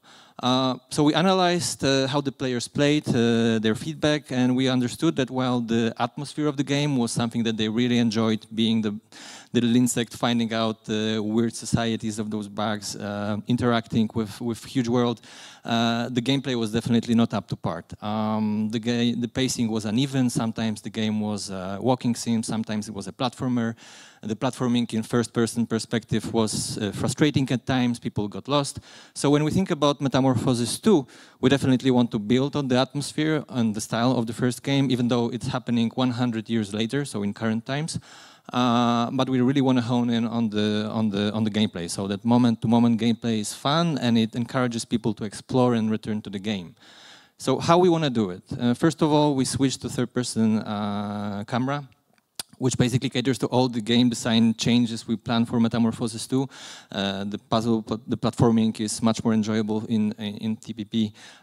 We introduce evolution and combat, which also, especially from the evolution perspective, when you can see the changes to your bugs, see the customizations, it really helps people understand or enjoy the progress of the game. I would say there are three unique selling points that I would like to focus on. The first one is the unique setting. We divided the game into, let's say, 3 biomes that we consider. One is the human world, where everything is huge, kind of menacing. There's a bug world, which is those weird bug societies hidden inside the crevices of the floor or inside the wall. Some of them are afraid of humans, some of them are fighting them. And the abstract one, and those variety of biomes allows us to really craft something unique in terms of setting. In terms of player progression, we want players to be rewarded for what they do, and let's open the game a bit. So we are thinking about unlocking skills for melee, unlocking skills for range combat, but also allowing players to jump higher, double jump, glide, to backtrack to the places they already visited, to reach the places and to explore new areas. And the last one, but not least, is the perspective of a little bug. This caters great to exploration. We can hide the whole village of bugs inside the drawer. On the other hand, the mundane things that we visit every day become interesting and a bit scary as well. We planned the production for 2 years. The budget we estimate is 1.7 million euro that targets PC and consoles. We would like to focus first on PC and Switch, but inside the studio we have the capability to work on all the platforms.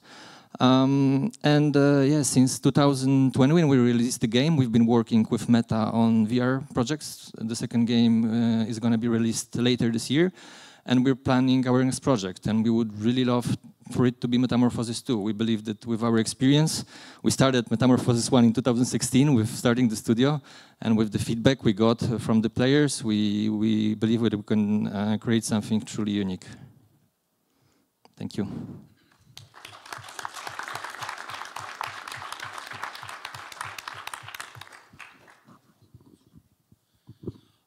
So can you give me a breakdown of like the platform distribution on those sales? Because if you just look at the Steam numbers, it seems like that like 100,000 number is like out of reach of those reviews. Yeah, majority I would say is Switch, and that was the best-selling platform. It's over 60,000. Steam is around 20, and the rest is distributed across the Xbox and PlayStation. All right, and another question I had was the original Metamorphosis, memory serves, published by All In Games, right? Unfortunately.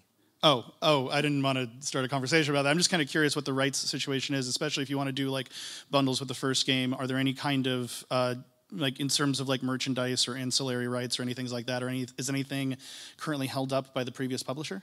No, we took back the IP 2 years ago, 1.5 years ago. Okay, so it's all you now. So it's all everything's us on now. the table. It's all us now. Yes. Those were my questions. Thank you.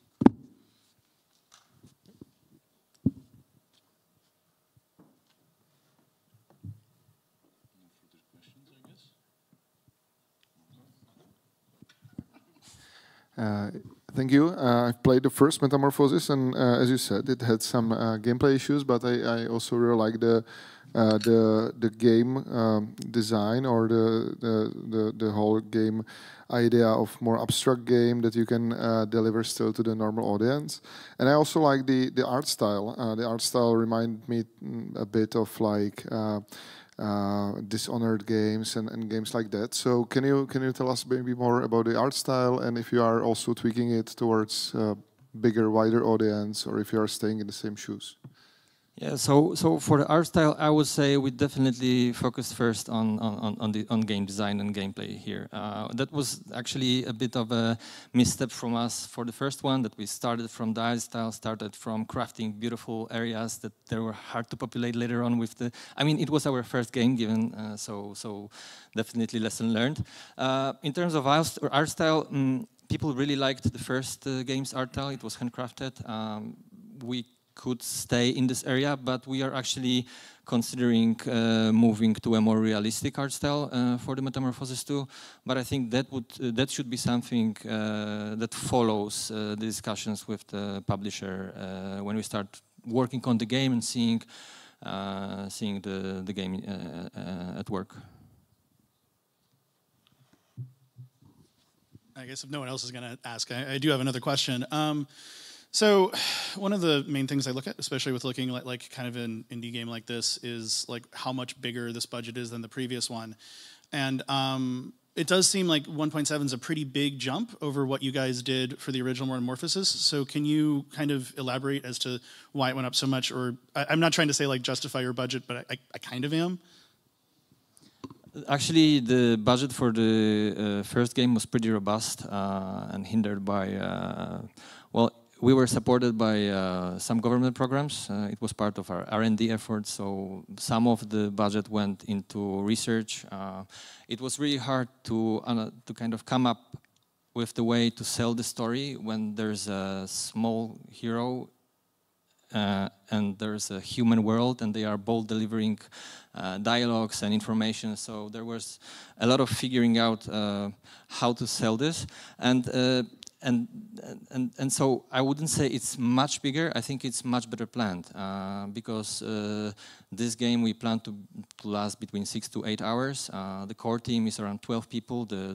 When we're talking about full production, is around 20, and majority of that is design and programming because we want the game to be repetitive. We want, I mean, not repetitive, but so you can come back. We want to introduce secret areas. The first game was too short and didn't reward exploration enough, so we didn't have time and budget to actually put non-essential things. So for example, when you think about evolution, it would be great to have some hidden enemies that you can only go backtrack and fight and gain new abilities to change your build, for example, for your bug, but that would be not essential to progress. For example, double jump you probably have to find, but for example, the vision that lets you see hidden spaces is something that should be hidden as a reward for exploration.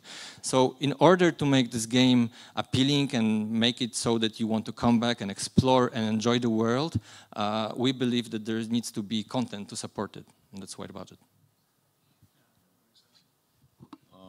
One question from my side. What is the current stage of development? Are you guys in pre-production, prototyping?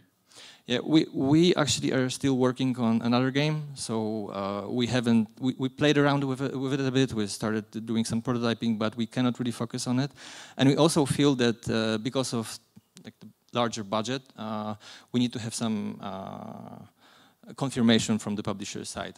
We estimated to create the demo should cost us around 80,000 euro, and I think if we cannot find a publisher to at least fund that, we maybe shouldn't jump to do it. All right, I'm asking because from the side of publisher, you know, it's a bigger risk if you guys don't have anything tangible to showcase. So that's just a piece of feedback from my side. I understand, and I think I also found this when I was talking to publishers. The only thing is that it's between us, you know, delivering games with Meta and earning money versus investing. And I think that because it's the sequel, and we have delivered 4 games up till now, we kind of are credible enough to be able to at least discuss doing the demo. All right, thanks. Thank you for the presentation. One question that I have, do you expect significantly better commercial results from Metamorphosis 2 in comparison to Metamorphosis 1? Yes. How so? How so?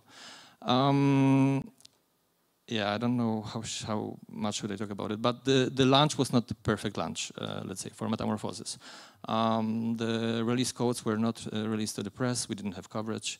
The porting was not ready, so the ports were not ready, and they were crashing. And we had no contact with publisher 1 month before release. Also, so like they didn't answer phones, didn't want to use our art. The game was supposed to launch in Gamescom, and it was the first Gamescom that was cancelled because of COVID. But for various reasons, which I don't know why, the game was not pushed back. So considering this, and considering the fact that there were really a lot of flaws in terms of design, I feel like, and it still sold as much as it sold, I kind of feel like we should reach at least this potential.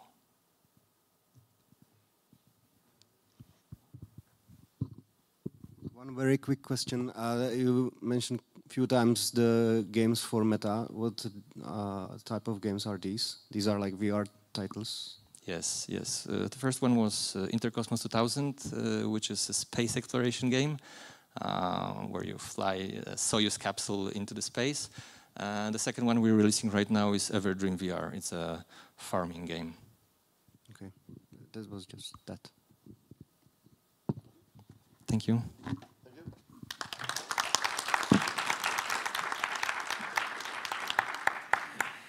Metamorphosis. No Franz Kafka questions. It's on you guys, not on me. But the next one is the Realms of Altera. So if you're here, come on a stage, and the stage is yours. Realms of Altera.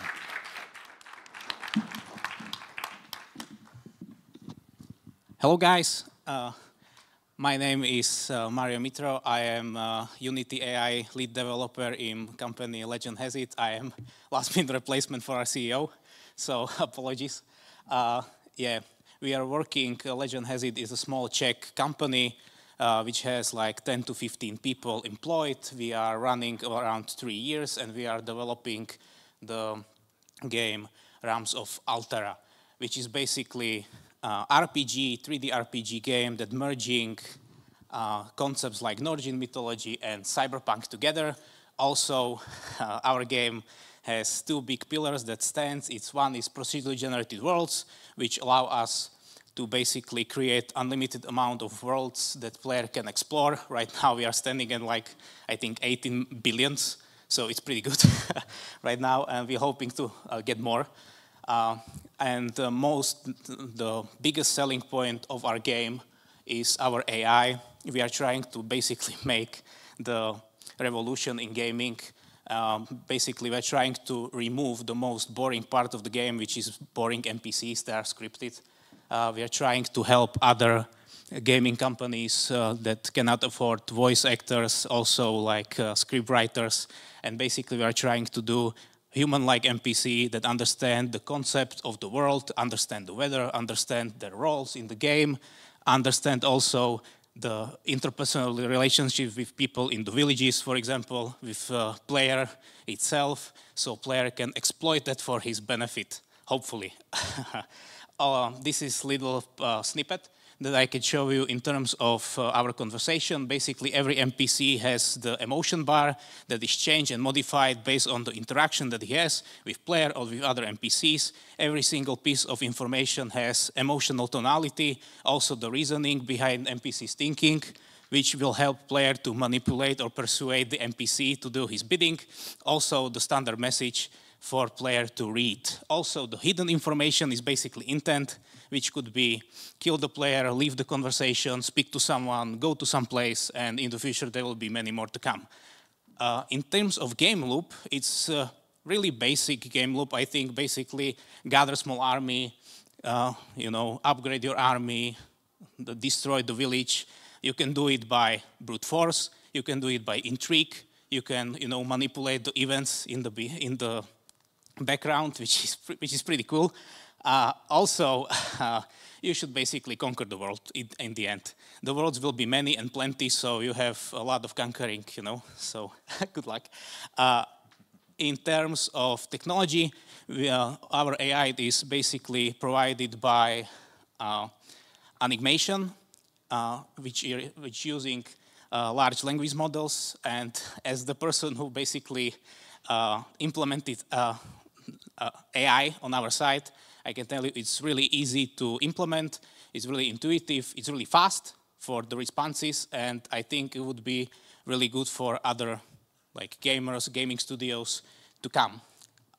In terms of our goals is release open beta next month to test our AI on the large amount of people, to test if servers can hold it, if the conversation is natural. Also, I forgot to mention, you can customize the AI, basically customize the prompts so you can create your own world, your own rules and your own NPC behavior, which will be hopefully crazy for the modders in the future. And we are planning to release early access later this year in the final quarter on Steam and Epic. So, yeah, that's pretty much it for me. Thank you.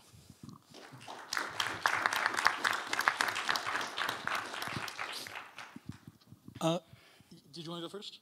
No, you go first. All right, cool. Generally, when you're doing a game like this that has like large procedurally generated maps with like a huge variable in the world state, like you're usually looking at games like Dwarf Fortress or something like that, like RimWorld, where it's like top down because the load on the art assets, it's like a lot easier to do when it's like all in your head. So by going for like a 3D style of this, like how do you make sure that the game has like any degree of depth? Because like doesn't the fact that everything's like kind of AI generated create a massive conundrum for like what the players' animations can do and like things like that? Yeah, we had a lot of troubles with that, especially with NPCs, because in the procedural generative world you have no guarantee of where is what basically. But we somehow managed to bypass it. Basically, we create basic rules of procedural generated world, so we have something concrete to work with, some core.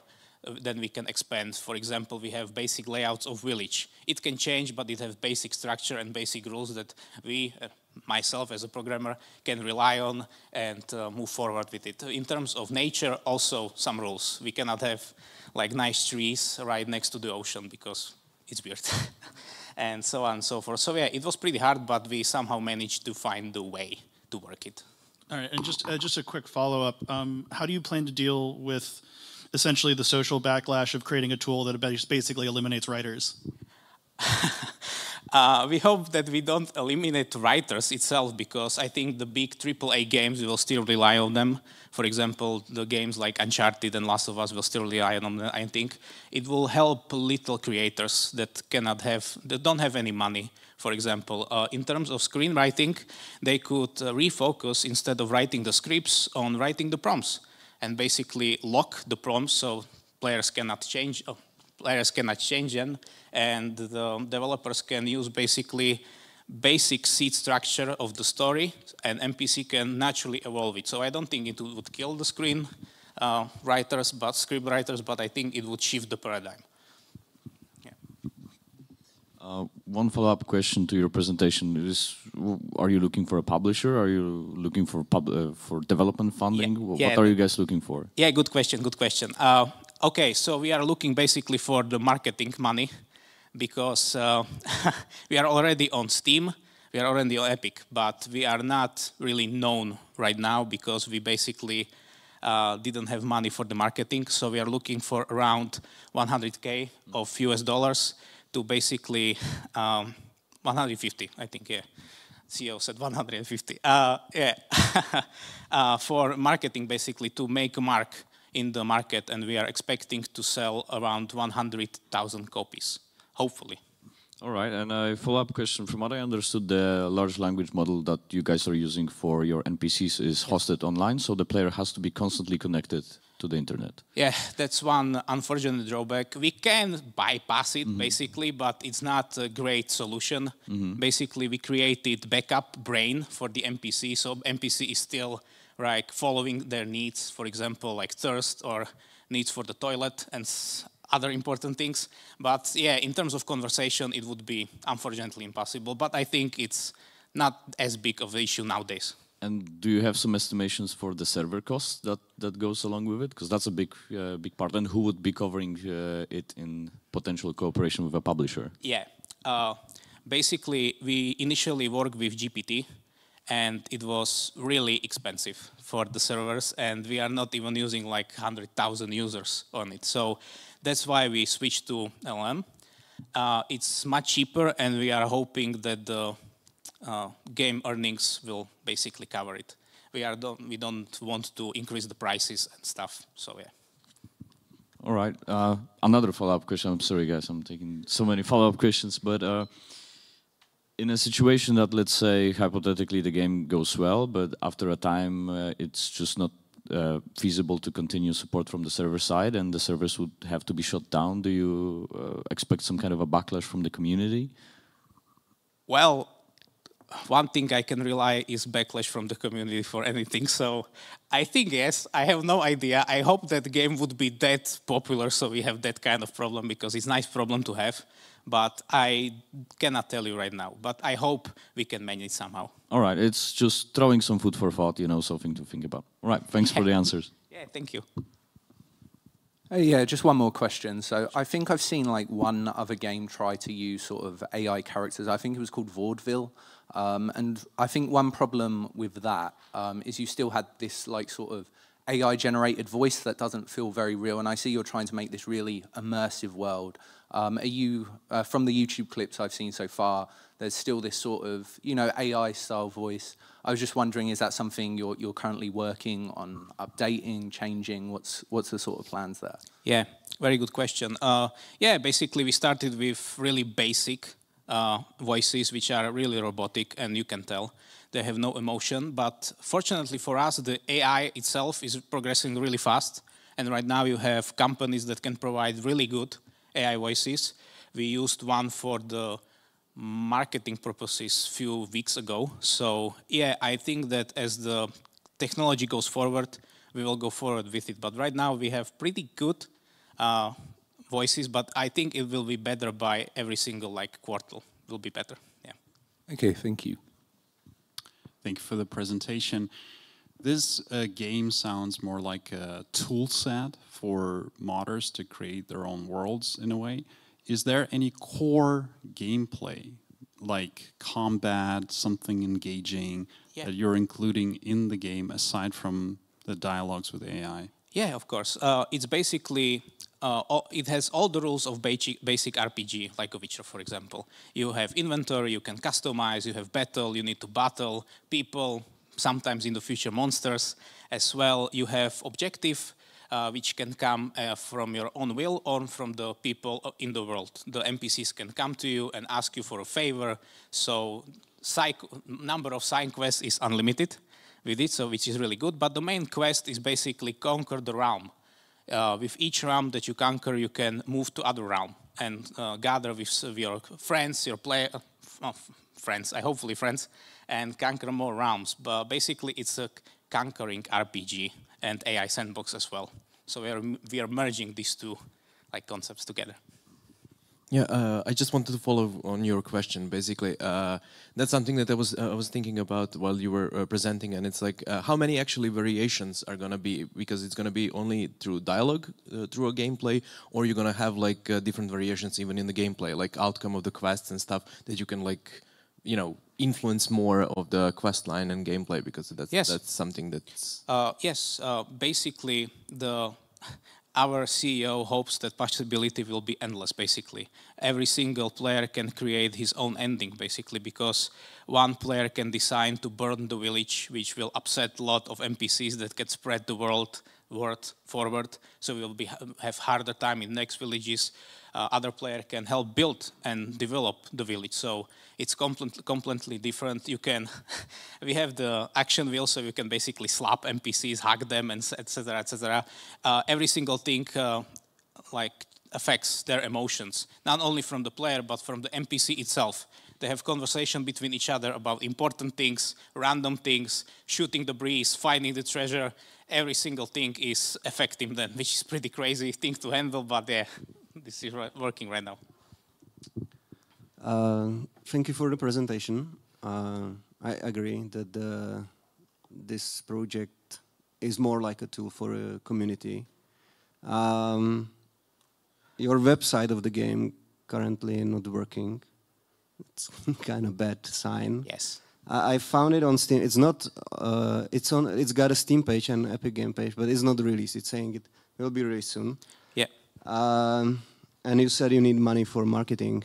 Yes. But did you? There are two questions. Like, you probably don't have many wish lists as of now. We are on Steam only for 2 weeks. Okay. We have really big troubles because Steam banned us basically for using AI.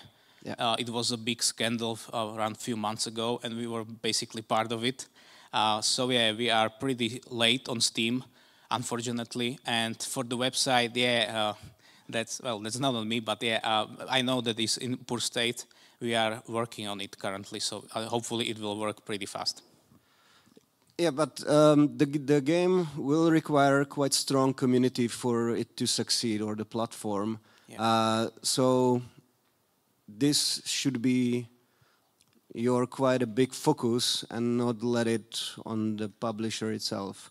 So did you have any like community building strategy, or how you approach the community, or did you already started building somehow the community? Yeah, we start building community via Discord, social media, Reddit. In terms of building more community, we hope we can use the marketing. Right now, the AI is really big, so I think it will be pretty good. Game like this is not like common right now, so I think the people would come just to check it out. So yeah, I hope that many will stay. In terms of retention, I hope it will stay, but I cannot tell you more right now. Okay, and one last question from me. Recently, Kin Software announced their AI game with AI NPCs, Kin Software House, Marek Rosagai. Are you somehow in touch, or are you following it, or any maybe potential idea of exchanging knowledge, cooperation, something like that? Yeah, I cannot answer that reliably for me, unfortunately. Okay, thank you. Just one quick. Sorry. One more. One more. Just one quick. You said that you're focusing on marketing efforts and stuff. So do you have some marketing strategy? Are you going to be more to B2B fashion, or you want to increase the player base and stuff? Because in the same time, it's a tool and game, and it's more of a tool, let's say, at this stage. Yeah, basically we want we want the money for marketing to basically make ourselves known to the community, to the world, to the players. And basically, both of the things you said is really important for us, because right now, until now, we didn't pay attention to the marketing as much because we don't have the necessary budget that we needed. Yeah. Thank you. One more question for me. It's an interesting project, AI and all. Yeah, sure. How's 150,000 going to help you? What is it going to change? 150,000. 150,000. How is that going to help you? Well, the game itself is pretty much, from terms of gameplay, finished and ready for early access. In terms of combat system, in terms of player environment, we were working on it for last 2 years because our CEO is perfectionist and he didn't want to release buggy game. So everything that I mentioned, combat system, environment, the procedural generated world works. So we need just this one small step, and that is announced to the world that we exist. And also we need to tweak and finish some things for the NPCs. Long-term memory is one thing, because we want NPCs to remember you and remember the events that happen in the game after like 3 hours of gameplay. So you can return to them, oh, I remember you. So, so this is the thing that we need to finish, and hopefully with this kind of money we can achieve both. I see. So 150,000 is going to make this project visible for the world. Yeah. According to our CEO, yes. So I hope, okay. Yes. Thank you. Okay. Thank you very much.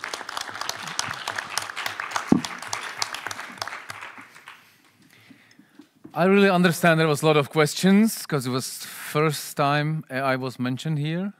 10th presentation, not bad. Or not good, I'm not sure. The next project is the Book of Aru. Book of Aru, over there. Big applause.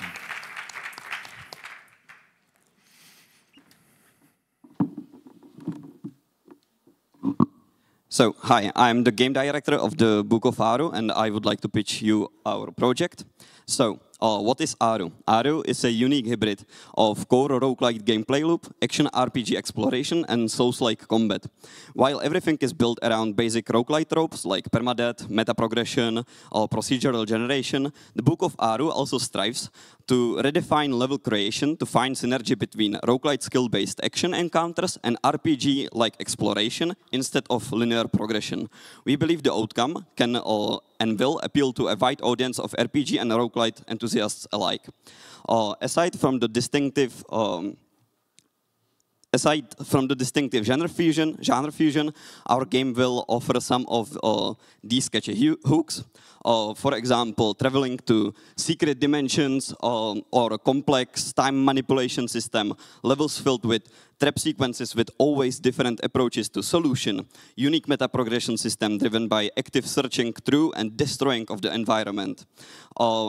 But alongside these mechanical hooks, Aru also carries visually appealing hook that is a striking blend of settings, seamlessly merging the worlds of ancient Egypt with dark Gothic caves and brutalism-styled retro sci-fi. However, amongst these original additions, we anchor the experience within reliable established mechanics like solid boss fights, action-packed upgrades, minor NPC dialogues, or flashy UI interactions. For example, your equipment board, material crafting screen, weapon choosing menu, meta progression schematics, and more. Up to this point, there is 2 years of production behind us. Following our first and successful public showcase at Game Access in Brno, we were inspired to prolong our deadline, and we moved it forward for 1 additional year. Moving forward, we aim to finish our project in 4 upcoming months, where we plan to start focusing mainly on polishing. So that will still be part of development, and also mainly heavily focusing on marketing. Drawing from the success of countless roguelike titles, our rough estimate of possible earnings revolves around 1 million euros if 80,000 copies sold for 15 euros per copy. This estimate is informed by performance of similar titles like, for example, Curse of the Dead Gods, which sold around 350,000 copies for a higher price point, despite it wasn't popular as, for example, Hades and games like that. To date, we managed to generate little under 1,000 wishlists on Steam. That was achieved without any major paid advertisement or marketing. Now, what we are mainly looking for is strong backup for our marketing needs. We also would really appreciate funding to expand our team to completely realize all set closing plans, as I said, polishing and this kind of stuff. And finally, additional financing to ensure stable post-release support for the game would be awesome, because the whole game is prepared for porting in consideration of controller is working on the UI, on the game itself, so also porting to the platforms. So yeah, to conclude, I think I will skip the information about our team and wrap the presentation up. So thank you for listening, and I will be more than happy to answer all your questions.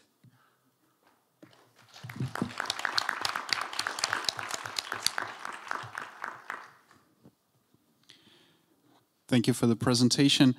How long did it take you to acquire the 1,000 wish list on Steam?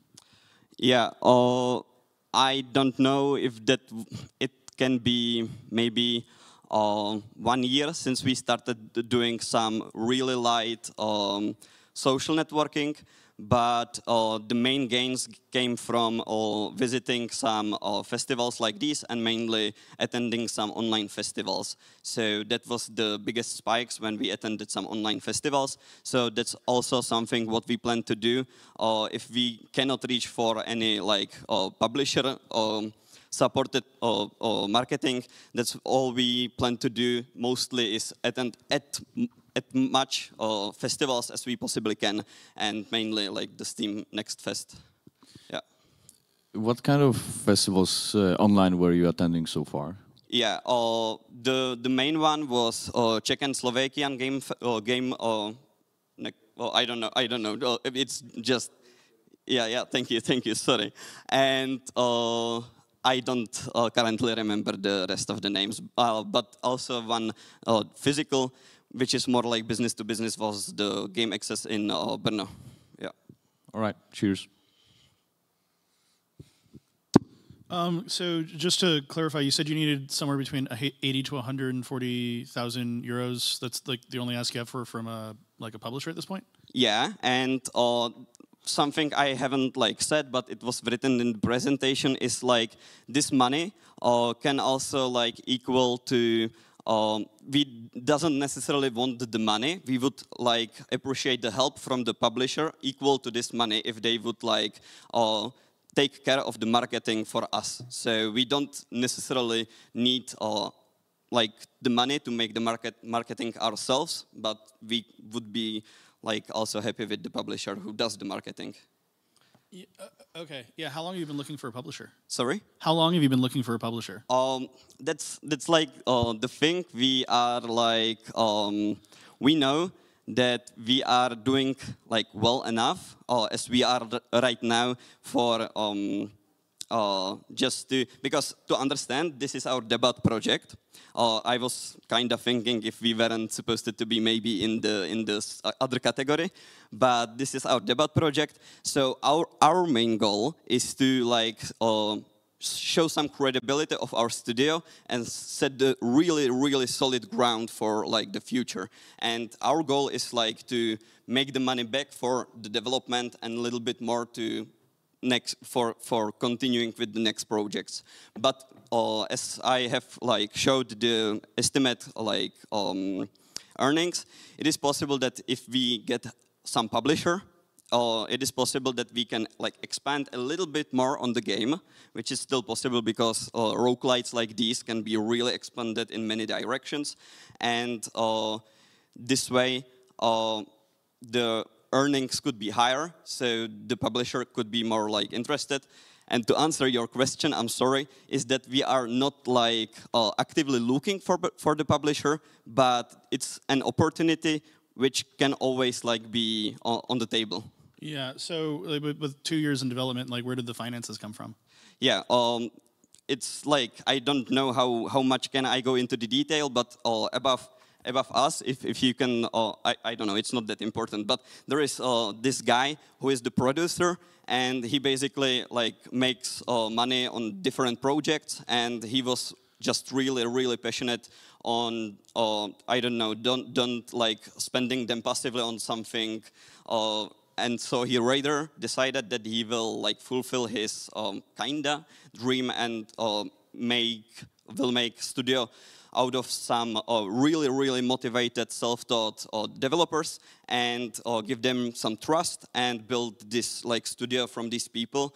And yeah, so all the money comes basically from this. Yeah. No, I was going to predict that. I mean, it's the telltale signs of like a sole investor that's like relatively new to games. And the biggest question I would always have for that is that can kind of be like a blessing or a curse, like in terms of the creative input that individual kind of like demands. So like how much of the creative process is that initial investor?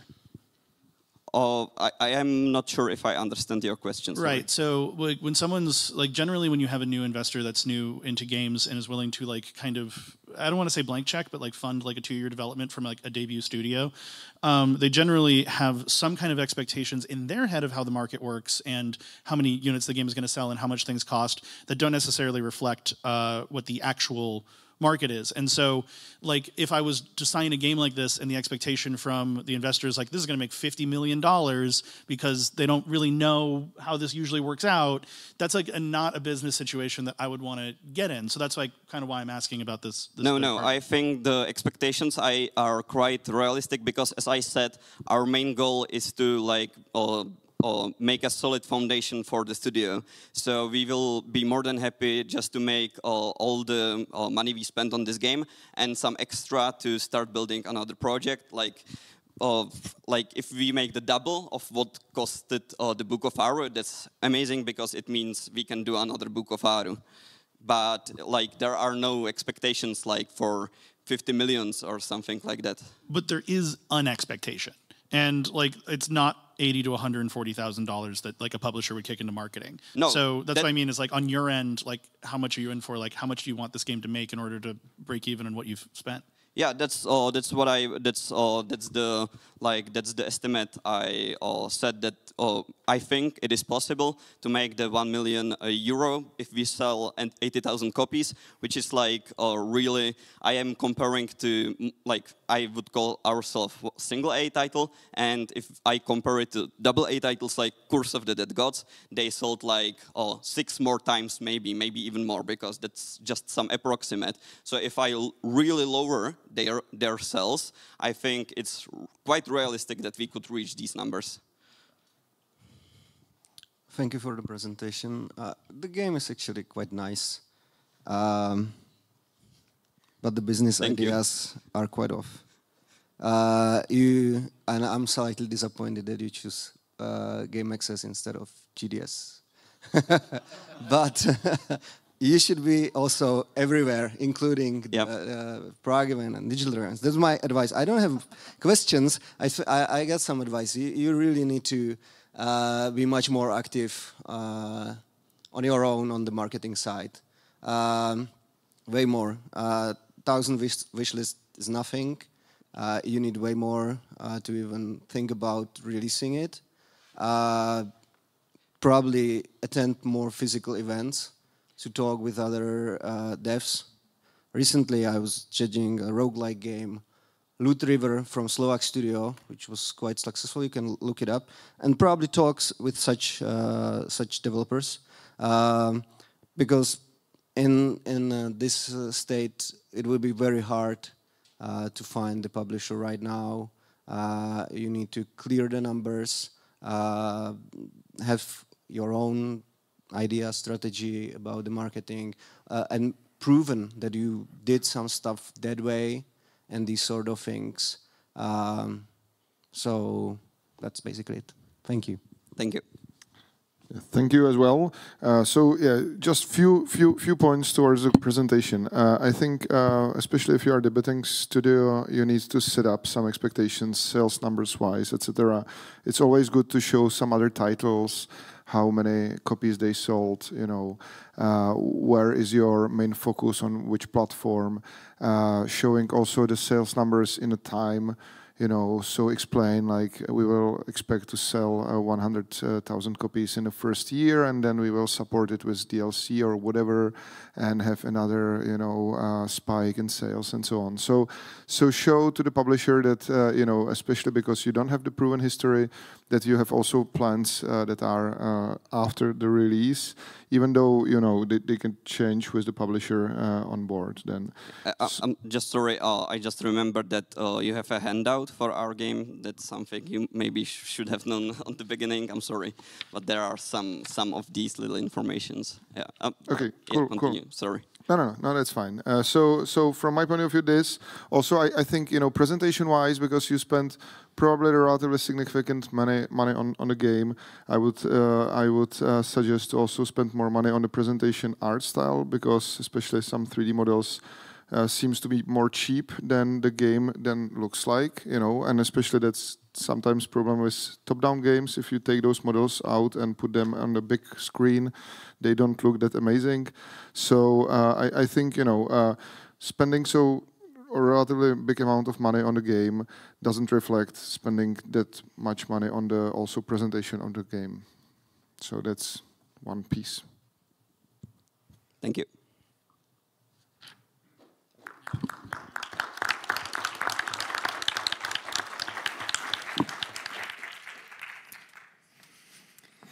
So there was many questions. Take a book of Aru. Many questions, many advices. Thanks for that. The next presentation is Skyland Chronicles. Skyland Chronicles.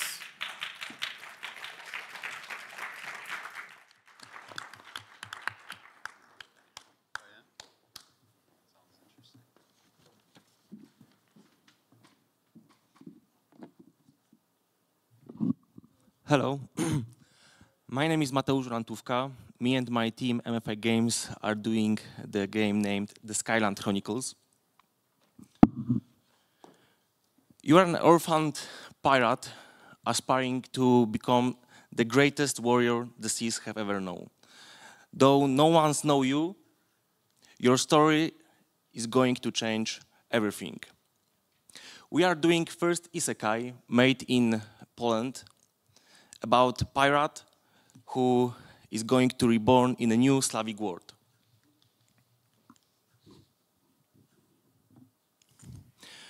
I wrote a book while I was studying in film school, and one day my writing mentor told me that I have a very strong weapon in my hands. That's why I am going to use that for our game and blow your mind with excitement. This is the book. This is not a game for everyone.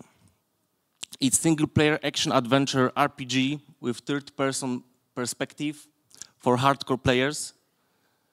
It's for you if you are from 24 to 40 years old, and if you are looking the way to change your life for something interesting. First RPG with Theft Simulator. Games like a movie with mechanics that we are all looking for.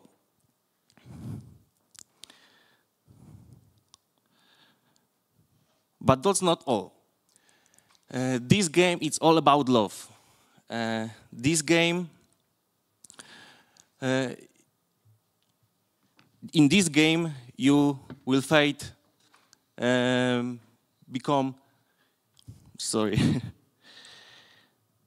your fate become deeply entwined with two men. One you will tragically lose, and another will show you the way why you should fighting for. What's great, we introduce our grappling hook system with mid-range arrow attack. If you ever wanted to play The Witcher with assassin moves, then that's the game you should be looking for. Story-driven games with dramatic atmosphere. That's us. Why us? Because we know what players are looking for, because we know how to make it, and because we know how to make money. Experienced team with passion is making this very game.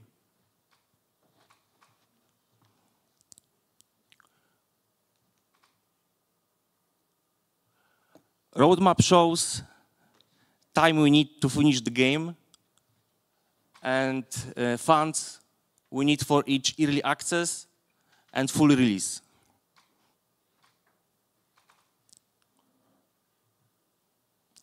We are ready to find a partner, and that's what we offer. If you are looking for a small investment, we can talk about early access option. If you are ready to go for full game, I would love to discuss it further on our next meetings.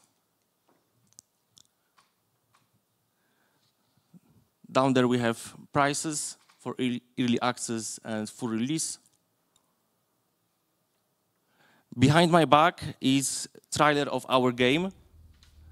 On the right side we have billboard. You can scan QR code and check our website. And I am ready to answer all your questions. Thank you.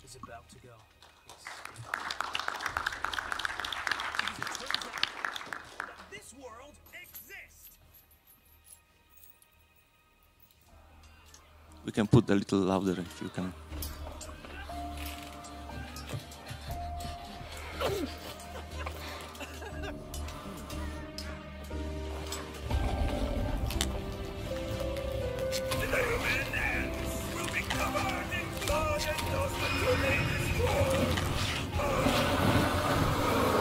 Sorry guys, but put it lower because we are 2 over time, so we can keep it running, but we need to start asking. So, someone here? I'll start. Thanks for the presentation. Thank you. Please share some numbers on your wish list right now. What is the current wish list count on Steam and how long it took you to acquire the wish lists, please? So we are on Steam like few months, it's like 3-4 months. We reached 2,000 wish lists so far. We have on Instagram 5,500 followers. On Discord we have 500 people that are writing to us on a daily basis. And we receive huge support for France. Like every few minutes I receive some messages, so yeah, it's quite promising. So your game is currently in an alpha state? Yeah, we are doing prototype. Oh, okay. So, because on the timeline you had up before, I thought it said something about like you're kind of at the alpha state now, or approaching the alpha state, or what? Yeah, there was like alpha state. It's like prototype. We are finishing first level, and this level, there are 3 levels, are going to be for early access. Characters are done, like 50 characters. Story is written, is excellent.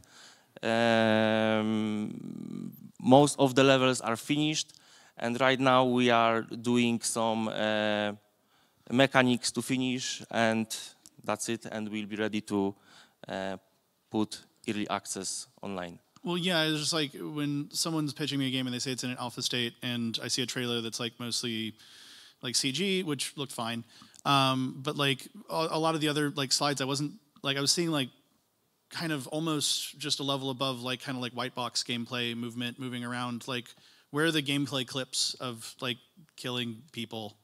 That's cool. Yeah, so movement is done, but we are going to probably move to the new system that Unreal Engine 5.4 gave us the opportunity to use the new system of movement, so we probably go to that.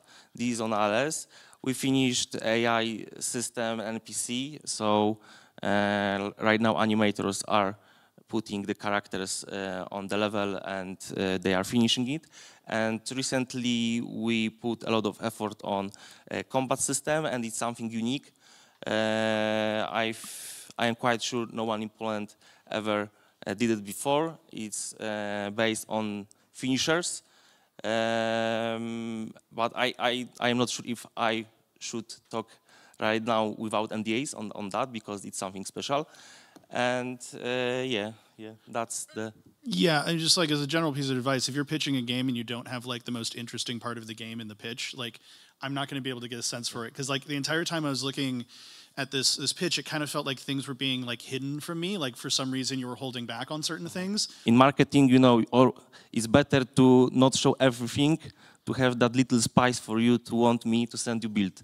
Well, no. I mean, like in marketing, sure, maybe for like a general audience, you want to keep things a little bit spicy. But like at the end of the day, like when I'm putting a trailer up on Steam, I'm showing combat in like the first 3 seconds. That's the most important thing, like combat and what's happening in the game.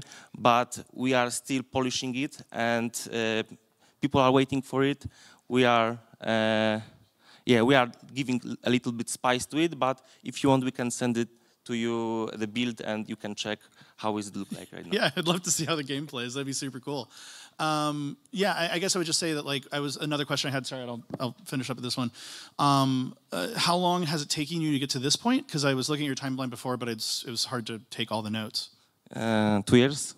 Okay, so yeah, I mean, I would say that if this was like a real business meeting and it was like 2 years and we're not showing you everything, I'd be like, well, then, like, I don't know. It just kind of feels like it's missing a lot of key pieces in order for me to even feel what this game is. And as a publisher, like, if I can't look at a game and immediately, like, that's what I'm feeling, I can't sign it, so. Someday, maybe not today, maybe not tomorrow, but someday we'll make success, and I would like you to have a call with me and say, that's it. Love it. We'd love to do that. That sounds great. Yes, sir. Oh. That is fine. Yeah, no, I was just going to ask, so you're planning 3 levels for sort of early access. Is that going to be like its own little wrap narrative, and how long do you expect those 3 levels to sort of take a player? Yeah, so this early access, we are going to put on 2 to 3 hours. Yeah, it's a lot of animations, very good animations, and we are making it, like, combining it all together right now.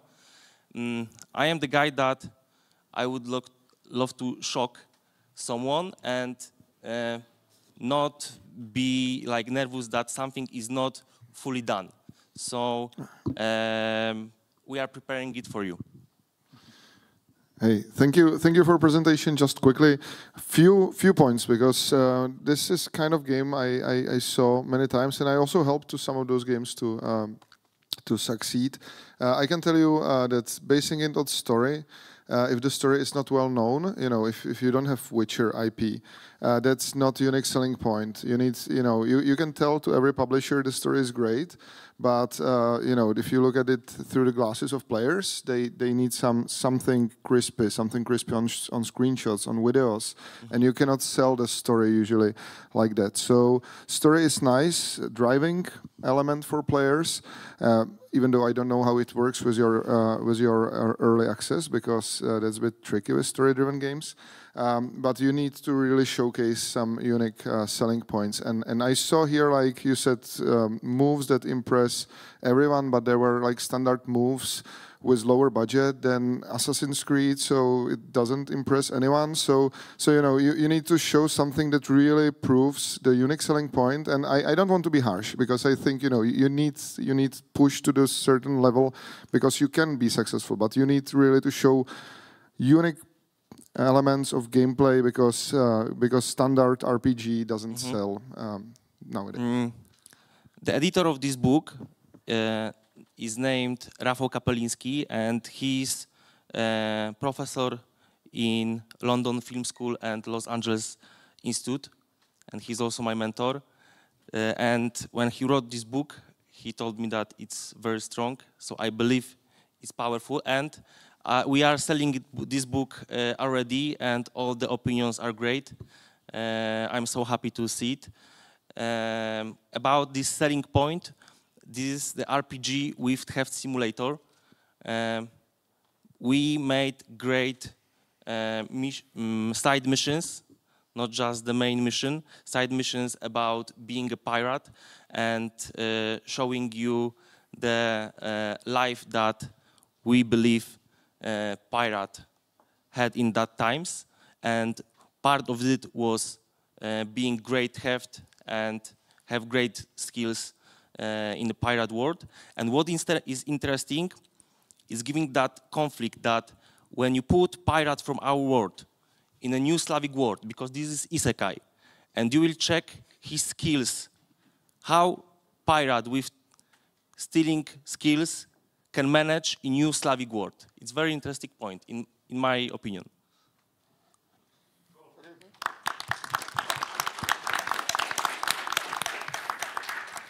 Thank you. Thank you very much. Congratulations for the book. It's not easy to finish one. I know it from myself. There's a banner over there, so if you want to join the fish list, Skyline Chronicles. The next one is Vrenigrey. Vrenigrey, excellent.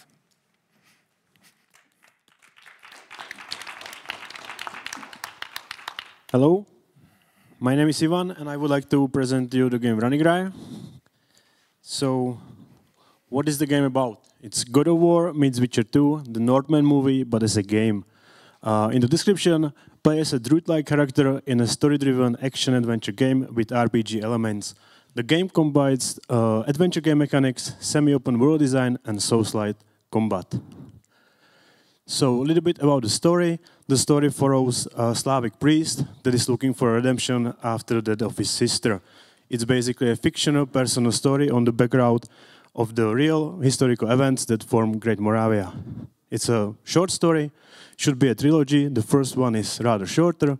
Main story about 8 hours, additional 4 hours of side content, all in 2x2 semi-open world with corridor-like missions. So the basic gameplay loop, you will get a quest, progress the story, you will go on the mission, which is basically the quest, then you have some exploration, side activities, progress the character, repeat. Sorry. About the world design, this is a childless sketch. You have the open area that you can freely explore. Inside of that, you have missions that are closely tied to the story progress. And between those areas, there are corridors, and everything is connected like this.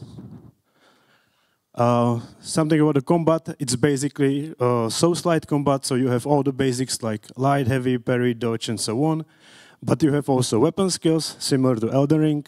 You have also mid skills, similar to RPG styles of skills. You have 3 stances, and each stance you use different set of actions to combine it well. There is also a progression, which is I call horizontal progression. It's simple stats rather than attribute points because it's short story or short game. You acquire by leveling passive skills and active skills, and you loot some gear. Combining all of these things together, you can create 3 basically play styles, and this gives us some replayability despite the linear design of the game. Feature summary, but we can skip that for now. As the game doesn't have any beautiful corner yet, it was all from the prototype, the screenshots. So this is kind of the art bar I am aiming for. It's the graphics achievable in Unity. So about the milestones, right now I'm finishing the vertical slice that should be done by June or July. And the planned release is for next year, fall of next year. Some production budget, some production breakdown. You have the handoff, and it seems like I'm the only one who hid the budget, but never mind. So the planned release is for 2025. The budget you have on the handout is just for the production, for the development cost. And what I'm looking for is funding, QA testing, localization marketing, and a partner in crime. The release platform should be PC mainly, then Xbox, and potentially Switch. As I said, the game is made in Unity 6 with a bunch of other softwares. Right now, I'm developing it solo, but for the full production, I would like to have 8 people in the team. Some market research, some similar games are what I said, God of War, Witcher, Banishers, Kena, Hellblade, to some extent. So target audience is basically the audience of these kind of games. Why to publish the game? It's low development cost with easy to achieve return, I believe. Building and establishing new IP. As I said, it should be a trilogy, and establishing new studio on the market of the narrative games, and potential for long-term partnership. Something about me, as I said, I'm solo. I have been working in 2K on Mafia franchise and recently released Top Spin 2K25. I'm already working with some freelancers, and yeah, studio ambition is to start small, grow bigger. That's about it. Thank you.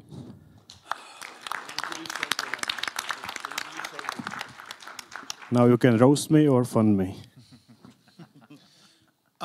Yeah, so obviously the source material is like very successful stuff, but like what makes like God of War own is that like you meet a Medusa and then you like rip its head off and use it to like freeze other dudes. And like with The Witcher, the reason, I mean, I played the original Witcher. I'm probably one of like the 7 Americans that did, but like and enjoyed it. But the combat is like, you know, the immersion in the world is like what gets you going, and it's like, you know, this dark fantasy setting. It's like I can not only like meet elves but sleep with them as well. Like that's the Witcher vibe, basically. So like I don't really get a sense of the vibe of what you're going for here, though. Like, am I going to be like meeting Slavic mythological creatures and like ripping them in half and stuff, or like what's the feel?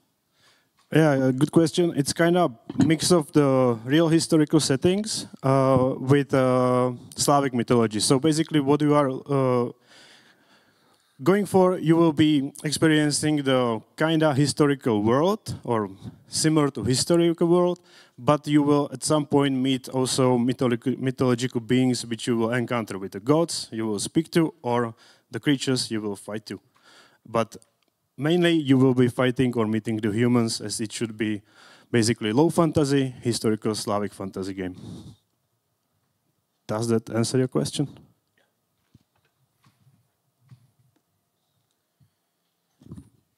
Thank you for the presentation.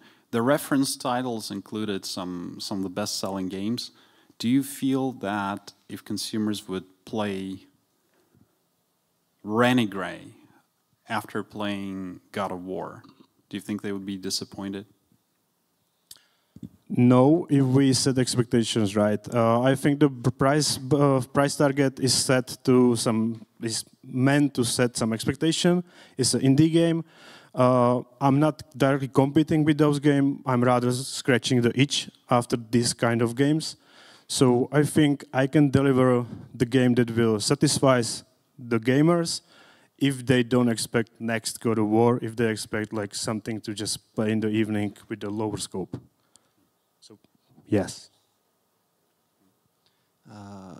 Thank you for the presentation.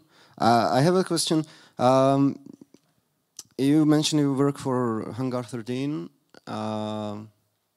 Also, you've been part of the Top Spin work.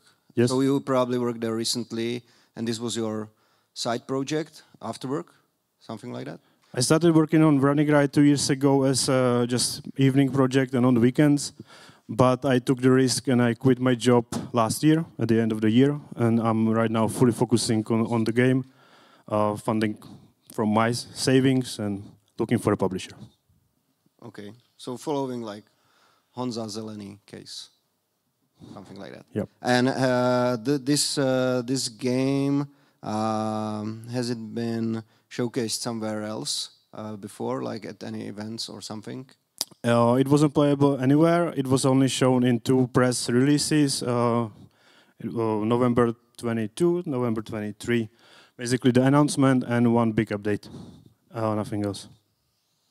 Okay, and if I understand it right, you are a Slovak studio, so you are eligible to ask there for the funding because you are mentioning it. You will try to get a bit more funding. complicated. I am Slovak citizen, but I live in Prague, and the studio should be based in Prague, but with a child company in Slovakia, so we can ask for the fund. And you are planning to apply for next year, yes. Funding. Just to give you advice, the expectations that we got on the paper from the Slovak are unrealistic. That probably won't happen. The Slovak fund never gave that much money. I'm in the committee from the beginning, so don't expect that amount of money from the fund, unfortunately. Even though it's allowed, it never happened since the beginning of the fund. Actually, the budget you have there is without the money from the Slovak fund. The Slovak fund should be something extra. If it's happening, we can create more side content or better cinematics or anything like that. If that doesn't happen, the scope will still meet with the budget you have presented there, if the budget is provided by publisher. Yeah, but I don't want to sound negative. I recommend to apply there. I think the chances are quite good to get the funding there. One more time question about wish lists. You were issuing some press releases and stuff like that. Any wish list numbers you want to share with us on Steam? I got 2,000 wish lists from the release announcement, which was with very, very bad trailer. I was just checking the ground if there is something like, if it can actually catch interest. And next 1,000 releases with the wish list with the next press release.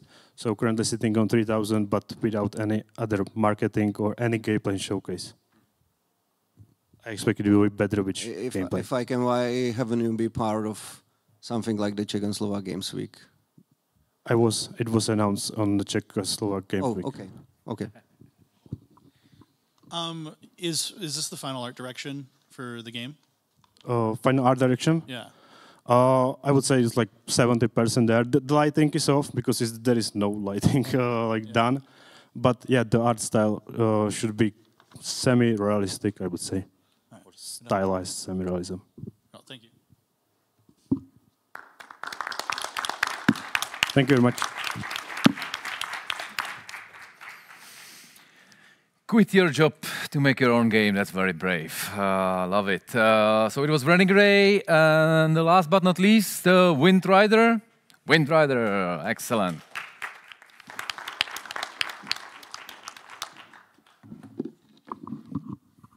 Okay, hello.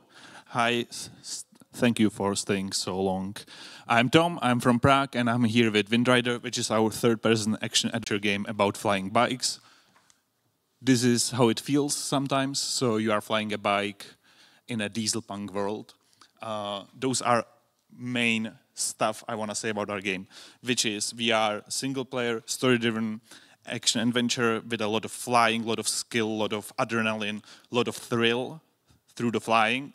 We have a good story. The story is kind of a young adult genre. So it's about a young guy who is trying to look for his parent because he's an orphan, but he's also searching for himself in this world. So he might find a love, which is beautiful in your life when that happened.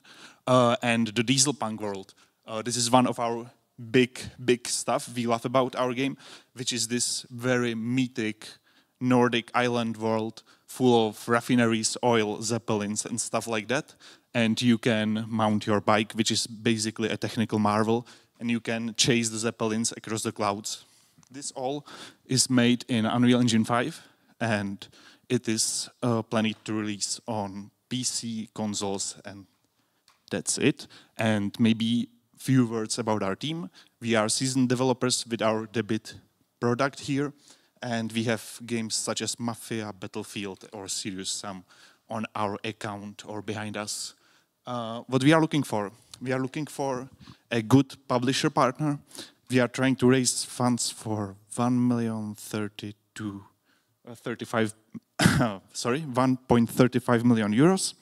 We are trying to raise it through the project base or equity based through our company, and we are looking to achieve full production budget with some marketing in it.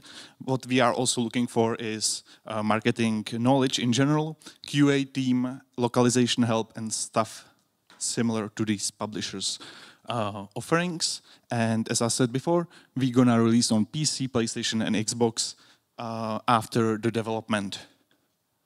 Oh, this is pretty cool. So as I said, this is all about movement. This is about the experience of freedom and skill. As you can see here, there is some kind of a progression system in the game, so you will acquire better bikes, better suits, and alike.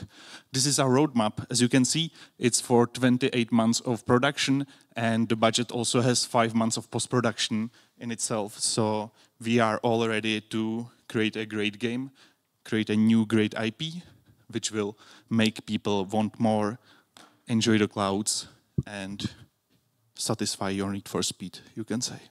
Thank you. Oh.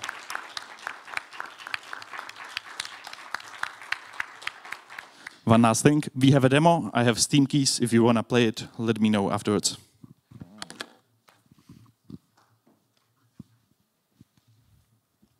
Hey, just want to say I love the presentation, the art styles, really nice, especially doing the trick on the bike. I thought that was a super cool moment. I just wanted to sort of ask, so I see a lot of different models of, the bike throughout that presentation. What sort of stuff will you be able to sort of adapt, change, with the bike, and how do you sort of get those upgrades? Sure, so you will get those upgrades through either quest, or you can explore it in our semi-open world game, which is about linear campaign, but you have a chance to visit and explore other islands and find a new gear there. And when it comes to the parameters, obviously top speed and top altitude is something you can look for, but we are planning to have kind of a special ones as well, so you will be able to land on the water or have a vertical takeoff, like Elon Musk's dream or something.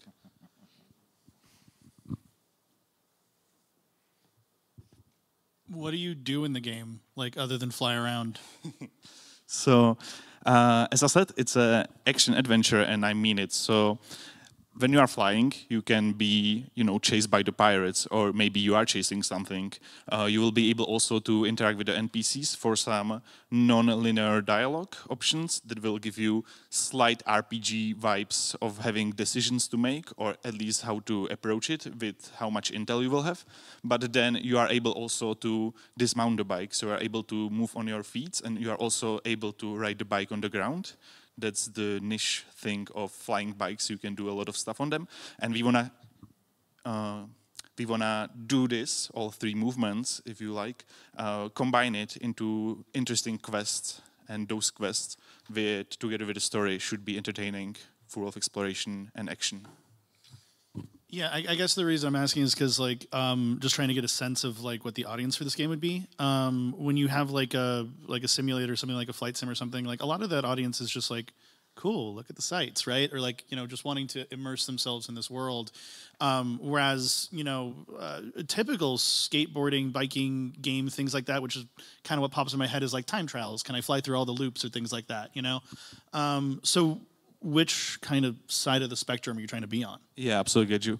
So the thing is, we would like to go for neither of those primarily, because we are still an action-adventure game, so I would like to have the audience of your Assassin's Creeds, of your Death Strandings, of games that are more about this feeling. And the flying bike part, it's not a simulation, it's very friendly, I would say. There's a lot of niche, a lot of higher knowledge you would like to achieve to have a perfect control and do all the stuff, but that's the part of the gameplay, how to learn it. But still, it's more similar to have a car in GTA than, being in a flight simulator.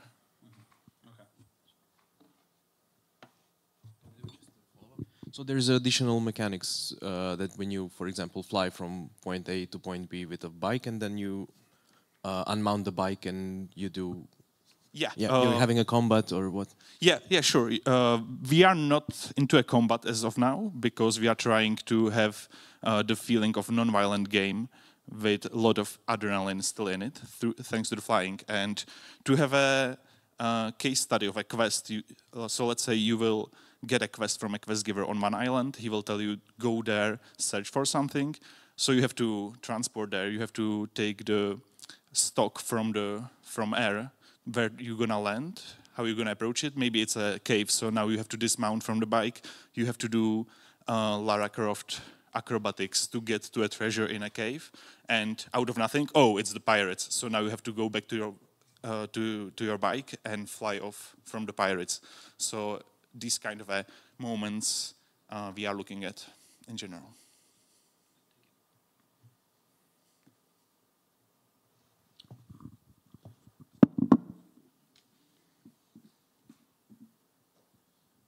Just out of curiosity, because I just now read with my kids, obviously, Foglar's books. So flying bike, is it something you also researched is worldwide kids' dreams, or it's only Czech one? Well, I believe it's only Czech thing, but it's not protected by any copyright, so that's the most important thing, right? But yeah, the thing is, let's spread it out to the world, because I believe each child in this beautiful world of ours should have a flying bike at home. Best thing provided by me, and it's gonna be awesome for everyone. Okay, thank you very much. Thank you.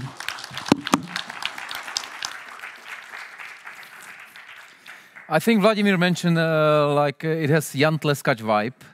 It's really hard to translate it, so we will try to explain later. Unfortunately, we are a bit behind the schedule, so very briefly, Abomi Fighters World League, Metamorphosis 2, Realms of Altera, The Book of Aru, The Skyline Chronicles, Vrenny Grey, and Wind Rider. Big applause. It was excellent. Thank you very much to jury. Very much thanks to organizers, Cyber Consulting and OSPAF, partners Liberecký kraj, Nadace PPF, Czech Invest, Mavericks, Eagles. And that's all for now. I know we're a bit late. So see you at 8:15, hopefully here, or on a Twitch, on a Cyber Consulting Twitch. You can find it on Pitch Arena Games. Thank you very much. It was brilliant. See you at our ceremony. Cheers.